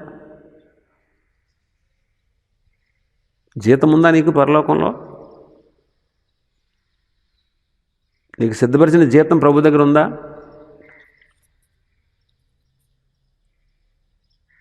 జీతంలో వేరియేషన్ ఉంటుందా ఉండదా? చెప్పాలి. జీతాల్లో వేరియేషన్ ఉంటుంది. ఆ పనిని బట్టి, ఉద్యోగాన్ని బట్టి, చదువుని బట్టి, వచ్చేటువంటి ఉద్యోగాన్ని బట్టి, ఉద్యోగంలో ఉన్నటువంటి స్థితిని బట్టి ప్రతి ఒక్కరికి జీతం నియమించబడుతుంది. జీతంలో వేరియేషన్ ఉంటుంది. పరలోకంలో వేరియేషన్ ఉండదు. పరలోకంలో అంటే ప్రభు ఇచ్చేటువంటి ఆ మహద్భాగ్యంలో వేరు ఏమి ఉండదు, అందరూ ఒకటే. కానీ జీతం విషయంలో మాత్రం వేరియేషన్ ఉంటుంది. ప్రభు సిద్ధపరిచిన జీతం ఇవ్వడానికి సిద్ధంగా ఉన్నాడు. నీ పని నిలిస్తే నువ్వు జీతం పుచ్చుకుంటావు. నీ పని కాలిపోతే నీ జీవితం అక్కడ సంతోషం ఉండదు. అక్కడ అందరూ జీతం పుచ్చుకుని కిరీటాలు తీసుకుంటా ఉంటే నువ్వు వట్టి చేతులతో ఉంటే ఎలా ఉంటుంది చెప్పండి? అందరూ పరిపాలన చేస్తూ ఉంటే 1000 సంవత్సరాల ప్రభుతో నీకే పరిపాలనా భాగ్యం లేకుండా ఇప్పుడు ఎలా ఉన్నావు అప్పుడు అలాగే బెకారులాగా ఉంటే ఏంటి ప్రయోజనం? ఆ 1000 సంవత్సరాలు నువ్వు బాధపడుతూనే ఉంటావు. ఆ 1000 సంవత్సరాల తర్వాత నిత్యయుగంలోకి వెళ్తావు. ఇంకా అప్పుడు ఈ బాధలు ఏమి ఉండవులే. ఇంకా ప్రభుత్వ తరతరాలు యుగాలు అందరూ ఉంటాం కాబట్టి. మరి ఏంటి బహుమానం అనుకుంటాం కదా మనం చాలాసార్లు. ప్రభు కోసం ఎంత కష్టపడుతున్నావు, ఎంత ప్రయాసపడుతున్నావు, ఏంటి బహుమానం? ఆ బహుమానాన్ని చూస్తావు నువ్వు.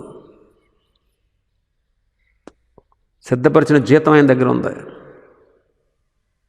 అది కూడా పోద్ది. నువ్వు సరిగ్గా బతకపోతే, నువ్వు ఎన్నో పనులు చేసావు, ఎన్నో త్యాగపూరితమైన కార్యాలు చేసావు, ఎంతో డబ్బు ప్రభు కోసం, సేవ కోసం ఏం చేసావు, ఎంతో సమయాన్ని ఖర్చు పెట్టావు, ఎన్నో పత్రికలు పంచిపెట్టావు, ఎంతోమందికి బైబిళ్ళు కొనిచ్చావు, సువార్త చేసావు, ఎంతోమందిని ప్రభులోకి నడిపించావు, కొన్ని ఆత్మలు రక్షించబడ్డాయంటే అది నీ కారణమే. సంఘానికి సపోర్ట్గా ఉన్నావు, సేవకుడిని బలపరిచావు,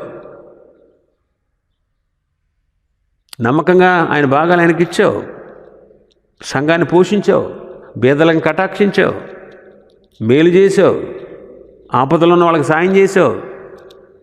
కానీ పాపిగా ఉన్నావు. కానీ దేవుని నుంచి వెనక్కి జారిపోయి నీచమైన స్థితిలోకి వెళ్ళిపోయావు. ఏంటి ప్రయోజనం? జీతం ఉండదు, నీ పని కాలిపోద్ది. దానికి గల కారణం వెనక్కి జారిపోవడం, దానికి గల కారణం పాపిగా మళ్ళీ మారిపోవడం. కాబట్టి ఈ నీచమైన స్థితిలో నుంచి విడుదల పొంది ఇక్కడి నుంచైనా ఇంకా తరుణం ఉంది కదా, ఇంకా ప్రభు రాలేదు కదా, ఇంకా అవకాశం ఉంది కదా, ఎప్పటి నుంచైనా జీతం సంపాదించుకో, ప్రభు దగ్గర ప్రయాసపడు. కాబట్టి పరమందు ఆ భక్తుల మధ్యలో ఎంత వేదన. అందరికీ జీతం దొరికి నీకు జీతం లేకపోతే, అందరూ ₹1,00,000 పట్టుకెళ్తున్నారు జీతం, నువ్వు 2,000 3,000 పట్టుకెళ్ళాను, ఎలా ఉంటుంది నీ పరిస్థితి?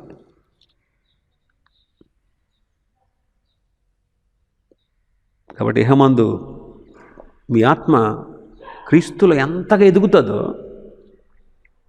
అంతగా ప్రభు నీకు పరమందు ఆశీర్వాదాలు ఇస్తాడు. కాబట్టి ప్రభువుకి సన్నిహితంగా సమీపంగా బ్రతుకుతూ మన నీచ బుద్ధిని మార్చుకుని పడిపోయినటువంటి స్థితి నుంచి మరలుకొని ప్రభు దగ్గరకు వచ్చి క్షమించమని వేడి ప్రభు ఇచ్చేటువంటి ఆశీర్వాదాలు పొందుకోవాలి. ఇంకా మనం చూస్తే దేవుని ప్రేమ నుంచి తొలగిపోయిన వాడు దైవ శిక్షకి పాత్రుడవ్వాలి. దేవుడు తన బిడ్డలను ప్రేమిస్తాడు, అయితే వాళ్ళలో ఉన్న పాపాన్ని ప్రేమించడు. అది గుర్తుపెట్టుకోవాలి. దేవుడు తన బిడ్డలను ప్రేమిస్తాడు, కానీ వాళ్ళలో ఉండేటువంటి పాపాన్ని ప్రేమించడు. వారి పాపాన్ని ప్రేమించడు. పాపం అంటే దేవునికి అసహ్యం అన్నమాట. ఆయన పాపాన్ని అసహించుకుంటాడు. మనం నీతిగా ఉండాలి, నీతి ఫలాలు ఫలించాలి, నీతిగా ప్రవర్తించాలి, పరిశుద్ధంగా జీవించాలని ఆయనలో ఉన్న న్యాయాన్ని బట్టి మన పాపానికి శిక్ష విధిస్తాడు. ఆయనలో ఉన్న ప్రేమను బట్టి పశ్చాత్తాపడిన వారిని చేర్చుకుంటాడు. ఆయనలో ఉన్న న్యాయాన్ని బట్టి పాపం చేసిన వాడికి శిక్ష విధిస్తాడు. ఒకప్పుడు ఎప్పుడో నీవు రక్షించబడి ఉండొచ్చు, తిరిగి పాపం చేసావంటే నీ పాపంతో నీవు పరలోకాన్ని స్వతంత్రించుకోలేవు. కాబట్టి ఆయన నిన్ను శిక్షిస్తాడు. ఆయన నిన్ను శిక్షిస్తూ ఉన్నప్పుడు నువ్వు దుఃఖపడి మార్పు చెంది పశ్చాత్తాపడేటట్లు చేస్తాడు. అందుకే నా కుమారుడా, ప్రభు చేయు శిక్షను తృణీకరించొద్దు. ఆయన నిన్ను గద్దించినప్పుడు నువ్వు వెసగవద్దు. హెబ్రీ పత్రికలు అంటాడు 12వ అధ్యాయం, హెబ్రీ పత్రిక 12వ అధ్యాయం 5-6 వచనాలు. నా కుమారుడా, ప్రభు చేయు శిక్షను తృణీకరించకము. ఆయన నేను గద్దించినప్పుడు విసుగకము. ప్రభు తాను ప్రేమించు వారిని శిక్షించి తాను స్వీకరించు ప్రతి కుమారుని దండించును అని కుమారులతో సంభాషించినట్లు మీతో సంభాషించు. ఆయన ఇచ్చే హెచ్చరికని మర్చిపోకండి. ఆలోచన చేయండి, మర్చిపోకూడదు. ప్రభు చేసే శిక్షను తృణీకరించకూడదు. ఆయన గద్దించినప్పుడు మనము విసుక్కోకూడదు. ఆయన గద్దించినప్పుడు మనం విసుక్కోకూడదు. ఎందుకు శిక్షిస్తాడు, ఎందుకు గద్దిస్తాడు అంటే ఆయన ప్రేమిస్తున్నాడు కాబట్టి.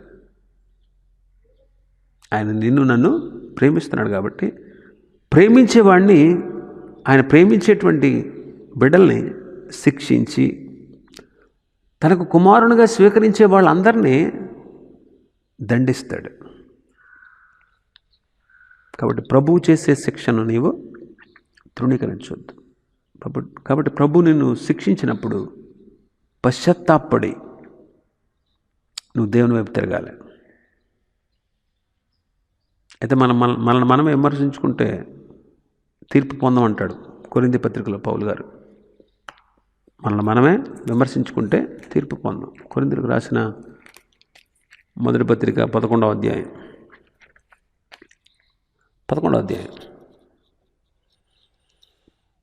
ఇక్కడ ప్రభు యొక్క బలలో పాలు పొందేవాళ్ళు ఎలా ఉండాలో చెబుతున్నాడు. 27వ వచనం నుంచి చూస్తే, కాబట్టి ఎవడు అయోగ్యంగా ప్రభు యొక్క రొట్టెను తినునో లేక ఆయన పాత్రలను త్రాగునో వాడు ప్రభువు దృష్టికి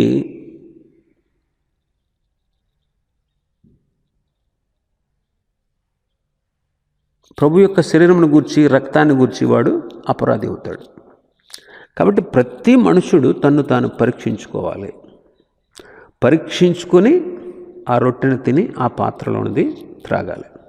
ప్రభు శరీరమని వివేచింపకుండా తిని త్రాగేవాడు తనకు శిక్షావిధి కలుగుటకే తిని త్రాగుచున్నాడు. ఇందువలననే మీలో అనేకులు బలహీనులను రోగులునై ఉన్నారు, చాలామంది నిద్రించుచున్నారు. అయితే మనలను మనమే విమర్శించుకుంటే తీర్పు పొందకపోదుము. మనము తీర్పు పొందిన ఎడల లోకముతో పాటు మనకు శిక్షావిధి కలగకుండానట్లు ప్రభువు చేత శిక్షింపబడుచున్నాము. లోకముతో పాటు మనకు కలిగేటువంటి లోకముతో కలిగే శిక్షావిధితో పాటు మనం కూడా శిక్షించబడకుండా ఉండునట్లు ప్రభువు చేత మనం భూలోకంలోనే శిక్షించబడుచున్నాము. తీర్పు లేదు దేవుని బిడ్డలకి. కాబట్టి మనల్ని మనం విమర్శించుకుని, నేను బలలో యోగ్యంగా పాలు పొందడానికి అర్హత ఉందా, నేను పవిత్రంగా జీవిస్తున్నానా లేదా అనే దాన్ని విమర్శ చేసుకుని ప్రభు యొక్క బలలో పాలు పొందాలి. అలాగా ప్రభు విమర్శ చేసుకుని, సరి చేసుకుని, ఒప్పుకుని, విడిచిపెట్టి సరిగా పాలు పొందకపోతే దానివల్ల మనకే నష్టం. అందుకే అంటున్నాడు కదా, అలా చేసేవాళ్ళంట శిక్షావిధి కలగడానికే తిని త్రాగుతున్నారు. అందువల్ల చాలామంది బలహీనలు అయిపోతున్నారు, చాలామంది రోగులు అయిపోతున్నారు, కొంతమంది నిద్రిస్తున్నారు. అయితే మనల్ని మనం విమర్శ చేసుకుంటే మన తప్పేంటో మనకు తెలుస్తుంది. ప్రభు దగ్గర పశ్చాత్తాపడతాం. ప్రభు తప్పక తన కరుణతో మనల్ని శిక్షించక క్షమిస్తాడు. అయితే మనం సరిగా ఉండకపోతే, మనం సరిగా పరీక్ష చేసుకోకపోతే, సరైన విధానాలు ఉండకపోతే ఆయన శిక్షిస్తాడు తప్పకుండా. ఎందుకంటే లోకంతో పాటు మనకు శిక్షావిధి లేదు, నరకానికి పోం మనం. లోకంతో పాటు మనకు శిక్షావిధి లేదు. అందుకే ప్రభు చేత మనల్ని మనం శిక్షించబడతాం. అందుకే లోకముతో, పాపుల న్యాయ తీర్పు సమయంలో లోకంతో పాటు మనకు శిక్షావిధి కలుగకుండానట్లు ప్రభు చేత ఇప్పుడు శిక్షించబడుతున్నాం. ఇక్కడ దేవుని న్యాయం కనబడుతుంది. రక్షించబడిన వారిని ఆయన తన స్వరక్తముతో శుద్ధీకరించాడు, కుమారత్వాన్ని అనుగ్రహించాడు. అందుచేత పాపం చేసిన వారిని శిక్షించి మారుస్తాడు, కానీ తన నిబంధనను ఎప్పుడు రద్దు చేయడు. తన నిబంధన ఎప్పుడు రద్దు చేయడు.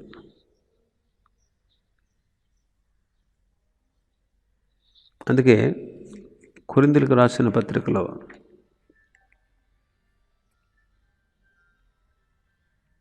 రెండవ పత్రిక, మొదటి పత్రికలోనే, మొదటి పత్రిక 5వ అధ్యాయం, కొరింథీయులకు రాసిన మొదటి పత్రిక 4-5 వచనాలు. ఏమనగా, ప్రభువైన యేసు దినమందు వాని ఆత్మ రక్షింపబడినట్లు శరీర ఇచ్ఛలు నశించుటకై మన ప్రభువైన యేసుక్రీస్తు నామమున మీరును నా ఆత్మయు మన ప్రభువైన యేసుక్రీస్తు బలంతో కూడి వచ్చినప్పుడు అట్టివానిని సాతానుకు అప్పగించవలెను. కొరింథీ సంఘంలో ఒక జారత్వం జరుగుతూ ఉంది. జారత్వ కార్యాలు ఎన్నో జరుగుతున్నాయి. ఒకడు చాలా అవమానకరమైన పని చేశాడు. అలాంటి పనులు అన్ని జనుల్లో కూడా జరగట్లేదు. అరే వీడేంటి ఇలాంటి పని చేశాడేంటి అని ఆ పని చేసిన వాడి విషయంలో దుఃఖపడినోడు లేడంట.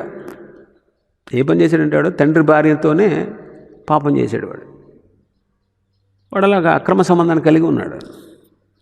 అయితే అలా అక్రమ సంబంధం కలిగి ఉన్నా, అరే వీడేంటి ఇలాంటి పని చేస్తున్నాడు, అన్ని జనులు కూడా ఇలాంటి పనులు చేయట్లేదు కదా, ఏంటి వీడు ఇలాంటి పని చేస్తున్నాడని చెప్పి ఒక్కడు కూడా బాధపడలేదంట. రెండవ వచనంలో, ఇట్లుండి ఇలా ఉండి కూడా మీరు ఉప్పొంగుచున్నారే కానీ మీరు ఎంత మాత్రము దుఃఖపడి ఇలాంటి కార్యాలు చేసిన వాడిని మీలో నుంచి వెలివేయలేదు. వాడిని ఇంకా ప్రోత్సహిస్తున్నారు. వాడిని తప్పు అని చెప్పట్లేదు, వాడికి శిక్ష పడతలేదు. ఉప్పొంగుతున్నారు. మీరు ఇంకా మేమేదో భక్తి పరులు, మేము చాలా బాగున్నాం, మేము ఎంత బాగున్నామో అన్నట్టు ఉప్పొంగుతున్నారు. అది మీ పరిస్థితి. ఇలాంటి కార్యాలు అన్యుల్లో కూడా జరగట్లేదు. మరి ఏంటి, వాడి మీద యాక్షన్ తీసుకోరా మీరు? వాడిని శిక్షించరా? వాడికి బుద్ధి చెప్పరా? వాడిని సరైన విధానంలోకి తీసుకురారా? అది ప్రార్థన చేయండి. ప్రభువుని యేసుక్రీస్తు వచ్చే దినమందు వాడి ఆత్మ రక్షించబడాలి. అయితే ఇప్పుడు పాపం చేస్తున్నాడు కాబట్టి వాడిలో ఉన్నటువంటి శరీర ఇచ్చలు నశించిపోవాలి. కాబట్టి వాళ్ళలో ఉండేటువంటి బలమైనటువంటి పాపకార్యం నశించిపోవాలి. కాబట్టి వాడి కోసం మీరు ప్రార్థన చేయండి. వాడిని దేవుడికి అప్పగించండి. అలాంటి వాడిని దేవుడు సాతానికి అప్పగిస్తాడు. సాతానికి అప్పగించడం అంటే పాతాళానికి పంపడం అని కాదు అక్కడ అర్థం. శరీరాన్ని సాతానికి అప్పగిస్తాడు. సాతాను వాడి శరీరంలో ఏ రోగాన్నో, నష్టాన్నో, శ్రమనో, బాధనో పెడతాడు. అప్పుడు వాడు బుద్ధి తెచ్చుకుని నేను చేసింది తప్పు అని తెలుసుకుని వాడు క్షమించబడి వాడు రక్షించబడతాడు. అది ప్రభు చెప్పినటువంటి మాట, భక్తుడు చెప్పినటువంటి మాట. అందుకే మీరు వాడిని సాతానికి అప్పగించండి. వాడిలో ఉన్నటువంటి శరీరేచ్ఛలు నశించిపోవాలి. ఇక్కడ బాగా గుర్తుపెట్టుకోండి, 4-5 వచనాల్లో ప్రభు అయిన యేసు దినమందు వాడి ఆత్మ రక్షించబడాలి, శరీరేచ్ఛలు నశించిపోవాలి. బాగా గుర్తుపెట్టుకోండి, వాడి ఆత్మ రక్షించబడాలి, వాడిలో ఉండే ఈ శరీరేచ్ఛలు నశించిపోవాలంటే వాడు ఆత్మ రక్షించబడి వాడిలో ఉన్న శరీరాశలు నశించిపోవాలంటే మనం అందరం కలిసి వాళ్ళ కోసం ప్రార్థన చేసి వాడిని సాతానుకు అప్పగించాలి.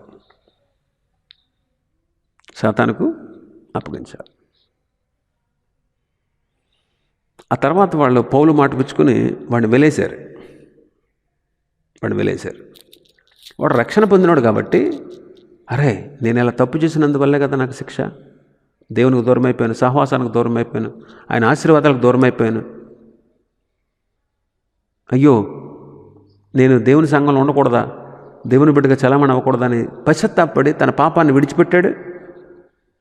అయినా వీళ్ళు చేర్చుకోలేదు. మళ్ళీ పౌలు గారు వాడిని ఉద్దేశించి చెప్తూ అంటాడు, అలాంటి వాడిని క్షమించి ఆదరించండిరా అంటాడు. వాడు పశ్చాత్తాపడుతున్నాడు కదా, వాడిని క్షమించి ఆదరించడం మంచిది అంటాడు. అదిగో మళ్ళీ క్షమించమంటున్నావు, క్షమించమంటే ఇప్పుడు నువ్వే దోషి అవుతావు, రేపు పొద్దున వీడు పాపం చేసిన వాడిని ఇలా చేర్చుకున్నామని ప్రభు అడిగితే, లేకపోతే వాళ్ళ తోటి ఉన్న వాళ్ళు అడిగితే అప్పుడేం చెప్తాం? అలా కూడా మాట్లాడారు వాళ్ళు. ఏం కాదు, మనం ఏది చేసినా దేవుని దృష్టిలో పెట్టుకుని, దేవుని ఆలోచనల దృష్టిలో పెట్టుకుని, ఇలాంటి పాపిని దేవుడు క్షమిస్తాడు కదా, ఆయన క్షమిస్తున్నాడు కాబట్టి మనం కూడా క్షమించాలి. అలా క్షమించి వాడిని చేరతీసుకోండి, వాడిని మళ్ళీ కలుపుకోండి, వాడిని మీతో సహవాసం చేయనివ్వండి. వాడు మారాడు కదా, మార్పు చెందాడు కదా అంటాడు పౌలు గారు 2వ పత్రికలో చెప్తారు అన్నమాట. వాడిని క్షమించి ఆదరించడం మంచిదిరా అంటాడు. కాబట్టి గమనించండి, దేవుని బిడ్డలు మనం, దేవుని ప్రజలు, ప్రభు క్షమిస్తాడు. చాలామంది ఇప్పటికీ దావీదుని చిన్నచూపు చూస్తారు. దావీదు అంత గొప్ప మహారాజు అండి, అంత దుర్మార్గ పని చేశాడు, నాకు దావీదంటే ఇష్టం ఉండదండి, అందుకే పాస్టర్ గారు మీరేం చెప్పండి, దావీదంటే అస్సలు నాకు పడదు అనేవాళ్ళు కూడా ఉన్నారు. పడదా? ఒక విషయం గమనించు, అహీతోఫెలు దావీదు చేసిన పాపాన్ని క్షమించలేకపోయాడు, ఈ పగతోనే రగిలిపోయాడు అహీతోఫెలు. బత్షెబ అహీతోఫెలుకి చుట్టం, తెలుసా? మీరు బైబిల్ చదువుకోండి బాగా. బత్షెబ భర్త ఊరియా ఇతనికి మనవడు ఏదవుతాడు. అరే నా మనవడు కుటుంబాన్ని ఇలా చేస్తాడా ఈ రాజు, సమయం దొరికితే బాగుండు, వీడి సంగతి చూస్తాను నేను, వీడంతా చూస్తాను, ఎవడు దొరుకుతాడని చూస్తే ఇలాగ అబ్షాలోం దొరికాడు, అబ్షాలోం పక్షంగా చేరాడు. వీడు చాలా తెలివైనవాడు, ఈ మంత్రి, వీడు రాజుకు మంత్రి, అహీతోఫెలు అనేవాడు దావీదుకి మంత్రి, చాలా తెలివైనవాడు. అలాంటోడు దావీదు చేసిన పాపాన్ని దేవుడు క్షమించినా వీడు క్షమించలేదు. అందుకే కత్తి కట్టాడు, కక్ష కట్టాడు, ప్రతిపక్ష పార్టీలో చేరిపోయాడు. ఏమైంది వాడి పరిస్థితి? దేవుడు క్షమించాడు దావీదుని, క్షమించకపోవడానికి నువ్వెవడో నేనెవడో. క్షమించే మనస్సు అహీతోఫెలుకి లేదు కాబట్టే ఊరేసుకు చచ్చిపోయాడు. దావీదుని ఏం చేయలేక, దావీదుని ఏదో చేద్దాం, చంపేద్దాం, యుద్ధం చేసి చంపేద్దాం, అప్పటికప్పుడు ప్లాన్లు పురమాయించేశాడు, అప్పటికప్పుడు ప్లాన్ వేసేసాడు, వెళ్ళిపోదాం, ఉన్న పళంగా మనం సైన్యాన్ని తీసుకుని వెళ్ళిపోదాం.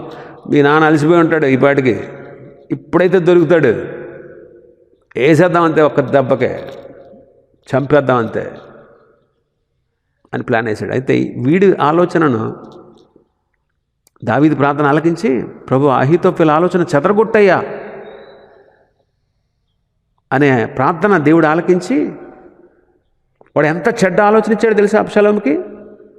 నీ తండ్రి ఉపపత్నులు ఇక్కడ ఉన్నారు కదా, వాళ్ళతో వెళ్ళి వ్యభిచారం చేయి, వాళ్ళతో నువ్వు పాపం చేస్తే ఇశ్రాయేల్ అందరికీ తెలిసేటట్లుగా, లోకమంతా తెలిసేటట్లుగా, ఊరందరికీ తెలిసేటట్లుగా, దేశ ప్రజలందరికీ గ్రహించుకునేటట్లుగా, అబ్షాలోముకి వాళ్ళ నాన్న మీద ఎంత కోపం ఉందో అని అందరూ తెలుసుకునేటట్టుగా నువ్వు వెళ్ళి నీ తండ్రి ఉపపత్నుల్ని వాళ్ళతో కూడు, వాళ్ళతో వ్యభిచారం చేయి. ఆలోచన ఇచ్చింది ఇడే. అంటే దావీదుని మానసికంగాను శారీరకంగా కూడా హింసించి చంపేద్దాం, అది అహీతోఫెలు యొక్క పథకం. అహీతోఫెలు యొక్క పథకం ఎంత దుర్మార్గుడో చూడండి. కక్షతో పగతో రగిలిపోయాడు. ఎప్పుడు దొరుకుతాడా దావీదు, ఎప్పుడు దొరుకుతాడా? ఊరియా చచ్చిపోయిన దగ్గర నుంచి మంత్రిగా ఉన్నాడే కానీ పగతో రగిలిపోయాడు, ప్రతిపక్షంలో చేరాడు. ఏమైంది చివరికి? వీడి ఆలోచన, వీడి ప్లాన్, వీడి పన్నాగం యాక్సెప్ట్ చేయలేదు అబ్షాలోము, అంగీకరించలేదంతే. వాడికి తెలుసు అబ్షాలోము ఇప్పుడు నేను ఇచ్చే ప్లాన్ వర్కౌట్ చేయట్లేదు, అబ్షాలోముకి నేను ఇచ్చేటువంటి ఈ ప్లాన్ నచ్చలేదు, డెఫినెట్గా దావీదే జయిస్తాడు, డెఫినెట్గా మళ్ళీ దావీదు వీడిని ఓడిస్తాడు, వీడి రాజ్యం పతనం అయిపోద్ది, దావీదే మళ్ళీ ఎగ్జాక్ట్గా రాజు అవుతాడు, అతను రాజు అయితే నా మీద రివెంజ్ తీర్చుకుంటాడు, అతని చేతిలో చావడం కంటే ఇప్పుడు చావడమే మంచిదని వెళ్ళి ఊరేసుకు చచ్చిపోయాడు. దేవుడు క్షమించాడండి, నువ్వెవరు నేనెవరు క్షమించకపోవడానికి? అది దేవుని నియమం. ఇందా చెప్పుకున్నాం కదా, ఇలాగ క్రీస్తు నియమం సంపూర్తి చేయండి. అందుకే అన్నాడు, పగ తీర్చుకోవడం నా పని, నా ఉగ్రతకు చోటు ఇవ్వండి, అది మీ పని కాదంటాడు. ఉదయం మీరు చదివారా లేదో, ఈరోజు ఉదయం వర్తమానంలో ఆ మాటలు పెట్టాను. చాలామంది చదవట్లేదు అనుకోండి, అనవసరంగా నేను టైం వేస్ట్ చేసుకుంటున్నాను అనిపిస్తుంది. దేనికి? ప్రతిరోజు వాట్సాప్లో వర్తమానం పెడుతున్నాను, అంత కష్టపడినా కానీ ఎందుకులే ఎవరంటున్నారు అనిపిస్తుంది. కానీ నాకేమనిపిస్తుంది అంటే, నేను షైన్ అవుతున్నాను కదా, ఆ వర్తమానాన్ని టైప్ చేసేటప్పుడు ఆలోచనలు వచ్చినప్పుడు నేను బాగుపడుతున్నాను కదా, అదొక ధ్యానం అనుకుంటున్నాను అంతే. అందుకే ఎవడు చదివినా చదవకపోయినా పంపించేస్తున్నాను. ఎవరో ఒకరు చదవకపోతారా, ఎప్పుడో ఒకప్పుడు చదవకపోతారా అని పంపిస్తున్నాను. నిజం చెప్పండి, మీలో ఇప్పటికీ నేను వాక్యం చదువుతున్నానండి, మీరు పెట్టే మెసేజ్ చదువుతున్నానండి అన్నవాడు ఎవడన్నా ఒక్కళ్ళని ఉంటే దేవునికి స్తోత్రం. ఎవరు లేకపోతే ప్రభు మిమ్మల్ని మార్చును గాక. ఆలోచించేయండి. ప్రభు క్షమించాడండి. అందుకే చూడండి, మీరు బైబిల్ చదవండి, తను చేసినటువంటి పాపం సమూయేలు 2వ గ్రంథంలో ఉంటుంది, దావీదు చేసిన పాపం. దినవృత్తాంతాల గ్రంథంలో దావీదు స్టోరీ మళ్ళీ రిపీట్ అవుతుంది, అక్కడ కనపడదు ఈ బత్షెబతో పాపం చేసిన విషయం. అంటే పరిశుద్ధాత్మ దేవుడే, ఎంత ఎంత అద్భుతమైన గ్రంథం తెలుసండి మన పరిశుద్ధ గ్రంథం. ప్రభు క్షమించాడు అనడానికి నిదర్శనం బైబిల్లో చూస్తాం, మనం బైబిల్లో చూస్తాం. అదండి మన దేవుని గొప్పతనం. కాబట్టి పడిపోయిన వాళ్ళని చూసి వెకిలి నవ్వు నవ్వి, వాళ్ళని హింసించి, వాళ్ళని బాధ పెట్టి, వాళ్ళని కష్టపెట్టి, ఇంకా చచ్చిన వాళ్ళని ఇంకా చంపుతూ అలా చేయొద్దు. మనం ప్రార్థన చేద్దాం, మంచి దారికి తీసుకొద్దాం, సాత్వికమైన మనసుతో అంటాడు అక్కడ. గలతీ పత్రిక 6వ అధ్యాయం 1-2 వచనాలు చదవండి. సాత్వికమైన మనస్సుతో అలాంటి వాళ్ళని మంచి దారికి తీసుకురండి.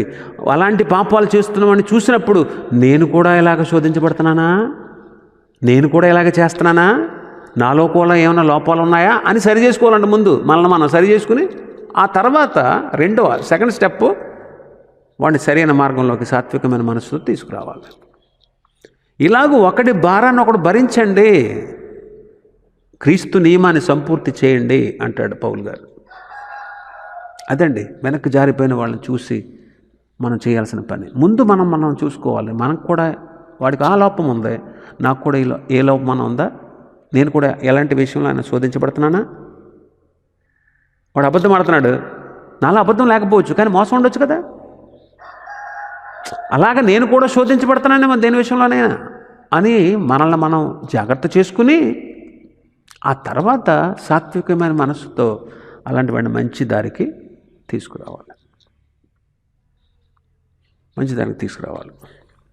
అదండి వెనకకు జారిపోయిన వారికి కలిగేటువంటి నష్టాలు, అవమానాలు.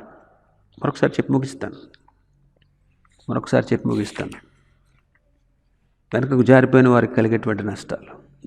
దేవుని ప్రతినిధి అయిన మనస్సాక్షి నిత్యము వాళ్ళని వేధిస్తూనే ఉంటుంది. నిత్యం వేధిస్తూ ఉంటుంది. 2, దేవుని నామానికి అవమానం వాళ్ళ ద్వారా కలగడం చూసి తట్టుకోలేక విలవిల్లాడుతూ బాధపడుతూ ఎందుకు ఈ బ్రతుకు అని వాళ్ళు నిత్యము బాధను అనుభవిస్తూనే ఉంటారు. దేవుని బిడ్డలతో వాళ్ళకు ఉండేటువంటి సత్సంబంధం అదంతా పోతుందండి. అది పోతే ఎంత బాధ చూడండి. మాట్లాడేవాళ్ళు మాట్లాడకపోతే, మనల్ని చేదరించుకుంటూ ఉంటే, మన ద్వారా రక్షణలోకి నడిపించబడిన వాళ్ళు మనల్ని చూసి అసహించుకుంటూ ఉంటే, వీడి దొంగ, వీడి వ్యభిచారి, వీడి మోసగాడు అని ముద్రపడి అలా ఉంటే వాళ్ళ పరిస్థితి ఎలా ఉంటుంది? అది బాధ కదా. అతడు చేసిన పని అంతా కాలిపోతే, ఏ జీతము లేకుండా, ఏ ప్రతిఫలం లేకుండా, ఏ కిరీటం లేకుండా అలాగా బాధపడుతూ ఉంటే, పరమందున భక్తులు జీతం పొందుతూ ఉంటే, భూమి మీద ఇలాగ జీవించినందుకు, ఇలాగ వెనక్కు జారిపోయినందుకు వాడికి ఏదీ లేకపోవడం ఎంత బాధకరం. దేవుని న్యాయ విధి ఒక పక్క చేసినటువంటి పనులను బట్టి ఆ దుష్టత్వం, ఆ చెడుతనం, ఆ ద్రోహం వాడిని శిక్షిస్తూ ఉంటే, శిక్షకి నడిపించబడతా ఉంటే, శిక్ష వెంబడి శిక్ష వస్తూ ఉంటే, బాధ వెంబడి బాధ వస్తూ ఉంటే, సమస్యలు, ఇబ్బందులు, కష్టాలు, శ్రమలు, యాతన, బాధ, అవమానం ఇవన్నీ కలుగుతూ ఉంటే వెనక్కి జారిపోయినటువంటి ఆత్మీయ పరిస్థితి ఎలా ఉండదు ఒకసారి ఆలోచించేయండి. ఇది కదా అసలైన బాధ. అటు ఎవడికి చెప్పుకోలేడు, అందులోంచి బయటపడలేడు. ఇలాంటి శోధనలు, బాధలు వెంబడి నడుచుకుంటూ ఉంటే అతని పరిస్థితి చాలా అధ్వానంగా ఉంటుందండి. ఇప్పుడు చెప్పండి, వాడు విడిచిపెట్టబడతాడా? ప్రభు రాకడలో వాడు ఎత్తబడ్డా? ఇదంతా ఏంటి? ఎందుకు భరించాడు మరి ఇప్పటి వరకు?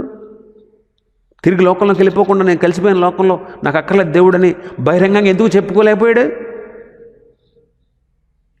ఒకవేళ పరలోకం వెళ్ళనోడు అయితే బహిరంగంగా చెప్పేయాలి కదా, నేను ప్రభు నమ్మనందుకు నేను ఇలా అయిపోయాను, నా బ్రతికిలా తగలడిపోయింది, నా బ్రతికిలా నాశనం అయిపోయింది అని నమ్ముకున్నాక ఆయన నాకు వద్దు అని అనలేకపోతున్నాడే.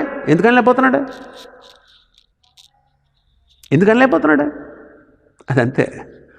ఎందుకంటే రక్షితుడు కనుక, దేవుడు వాడిని కరుణించి పాపక్షమాపణించి కనికరించాడు కనుక, పడిపోయిన ఆయన కృప నుంచి మనల్ని దూరం చేయడు. అలాంటి దేవుడు కనుక ఈ వ్యక్తి కూడా బహిరంగంగా నాకు ప్రభు వద్దు అని చెప్పలేడు. బ్రతికినంతకాలం ఆ బాధలు భరిస్తూనే ఉంటాడు, ఆ కష్టాన్ని భరిస్తూనే ఉంటాడు, ఆ నొప్పిని భరిస్తూనే ఉంటాడు, ఆయన పెట్టిన శిక్షను భరిస్తూనే ఉంటాడు. పైకి ఎందుకో దేవుడు నన్ను ఇలా చేస్తున్నాడు, ఎందుకో దేవుడు నేను మంచిగా ఉన్నా సరే ఇలా చేస్తున్నాడు అని చెప్పుకుంటాడు గొప్పగా. కానీ దేవుడిని విడిచిపెట్టాడు. ఆయన కృప దూరం అయిపోదు. ఇప్పుడు చెప్పండి, వెనకకు జారిపోయిన వాడు ఇంక పరలోకం లేదా వాడికి? ఈ వర్తమానం ద్వారా నువ్వు గ్రహించుకో. ఇంకా చాలా విషయాలు ఉన్నాయి ముందు. ప్రభుత్వమైతే వచ్చే వారం ఆ విషయాలు తెలుసుకుందాం. ప్రార్థన చేసుకుందాం. కృపాసత్య సంపూర్ణుడా, ప్రేమస్వరూపి దయమడ మీకు వందనాలు, స్తోత్రాలు. వెనకకు జారిపోయిన వారి యొక్క దుస్థితి, వారి దయనీయమైన స్థితి ఎలాంటిదో తెలియపరిచారు. వాళ్ళ మనస్సాక్షి అంతమాను ప్రతిదినం వాళ్ళని తప్పు నేరారోపణ చేస్తూనే ఉంటుంది. అనే జనాంగాల మధ్య మీకు కలిగేటువంటి, వాళ్ళ ద్వారా మీకు కలిగేటువంటి అవమానాన్ని వాళ్ళు తట్టుకోలేరు. దేవుని బిడ్డలతో వాళ్ళు పోగొట్టుకున్నటువంటి సహవాసాన్ని బట్టి కృంగిపోతారు. వాళ్ళ పని అంతా కాల్చివేయబడుతుంది. ఏ విధమైన జీతము కానీ ప్రతిఫలం కానీ వాళ్ళు పొందలేరు. మీ న్యాయ విధిని బట్టి కలిగేటువంటి శిక్ష మౌనంగా భరిస్తారు. కానీ నాకు వద్దని మాత్రం ఎప్పుడు అనుకోరు. ఇదే వెనకకు జారిపోయిన వాళ్ళ యొక్క బహుదీనమైన దుస్థితి. ఇలాంటి బలీయమైన దీనమైన దుస్థితి ఎవరైతే పొందుకుంటూ ఉన్నారో వాళ్ళని ఆదరించండి అయ్యా, వాళ్ళని ధైర్యపరచండి, వాళ్ళ పట్ల కృప చూపండి, వాళ్ళని కనికరించండి, వాళ్ళకి సహాయం చేయండి. ఇంకా వాళ్ళ ఆ స్థితి నుంచి బయటికి రాలేరు. కానీ జీవితాంతకాలం ఈ దుఃఖం, బాధ అనుభవించుటకు, నీవు పెట్టినటువంటి శ్రమను వారు మౌనంగా భరించుటకు కావలసినటువంటి శక్తిని, జీవాన్ని, బలాన్ని దయచేయండి. వారు చేసినటువంటి శిక్ష, వారు చేసిన పనులకు శిక్షగా ఎవరినైతే సాతానుకు అప్పగించావో వాళ్ళు దాన్ని భరిస్తూ దావీదు నిత్యము ఏడ్చినట్టు పాపం చేసిన తర్వాత ప్రతిదినం ఏడుస్తూనే ఉన్నాడు.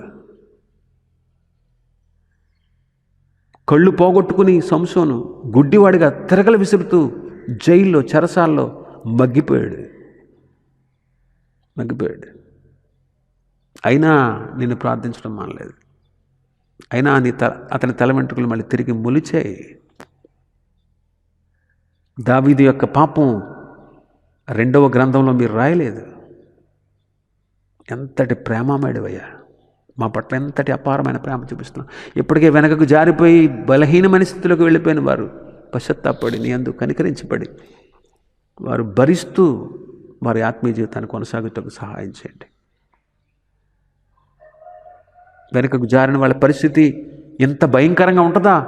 నేను ఎప్పుడు వెనక్కి జారిపోను, నేను ప్రభువులో స్థిరంగా ఉంటాను బాబోయ్, ఈ బాధలు నేను భరించలేనని వింటున్నటువంటి నీ ప్రజలు, యథార్థవంతులుగా జీవిస్తున్నవారు, నిలబడి ఉన్నవాళ్ళు, పడిపోకుండా నిలబడి ఉన్నవాళ్ళు తాను పడిపోకుండా జాగ్రత్తగా చూసుకోవాలని కొరింథీయులకు రాసిన మొదటి పత్రిక 10వ అధ్యాయంలో చెప్పినట్టు, నిలబడి ఉన్న వాళ్ళు అతిశయించకుండా, పడిపోయిన వాళ్ళని చూసి గర్వించకుండా, పడిపోయిన వాళ్ళ పట్ల వివక్ష చూపించకుండా సరైన విధానంలో, భక్తిలో వారు కూడా కొనసాగుటకు సహాయం చేయమని మీ చేతులకి మమ్మల్ని మేము అప్పగించుకుంటూ మా ఆత్మీయ జీవితాన్ని సరిచేసుకుని భక్తిలో, విశ్వాసంలో మేము నడిచేటట్లుగా మాకు సహాయం చేయమని, ఎంత గొప్ప వాక్యానికి, ఈ యొక్క కృపకు, నీ ప్రేమకు మమ్మల్ని పాత్రలుగా చేసినందుకు, మాతో మాట్లాడుతూ మమ్మల్ని సరిచేస్తూ ఉన్నందుకు మరొకసారి మీ నామాన్ని స్తుతిస్తూ, మళ్ళీ తిరిగి రాత్రికి 7:30 గంటలకు ప్రభువా యవ్వనస్తులకు వాక్యాన్ని మీరు అనుగ్రహించండి.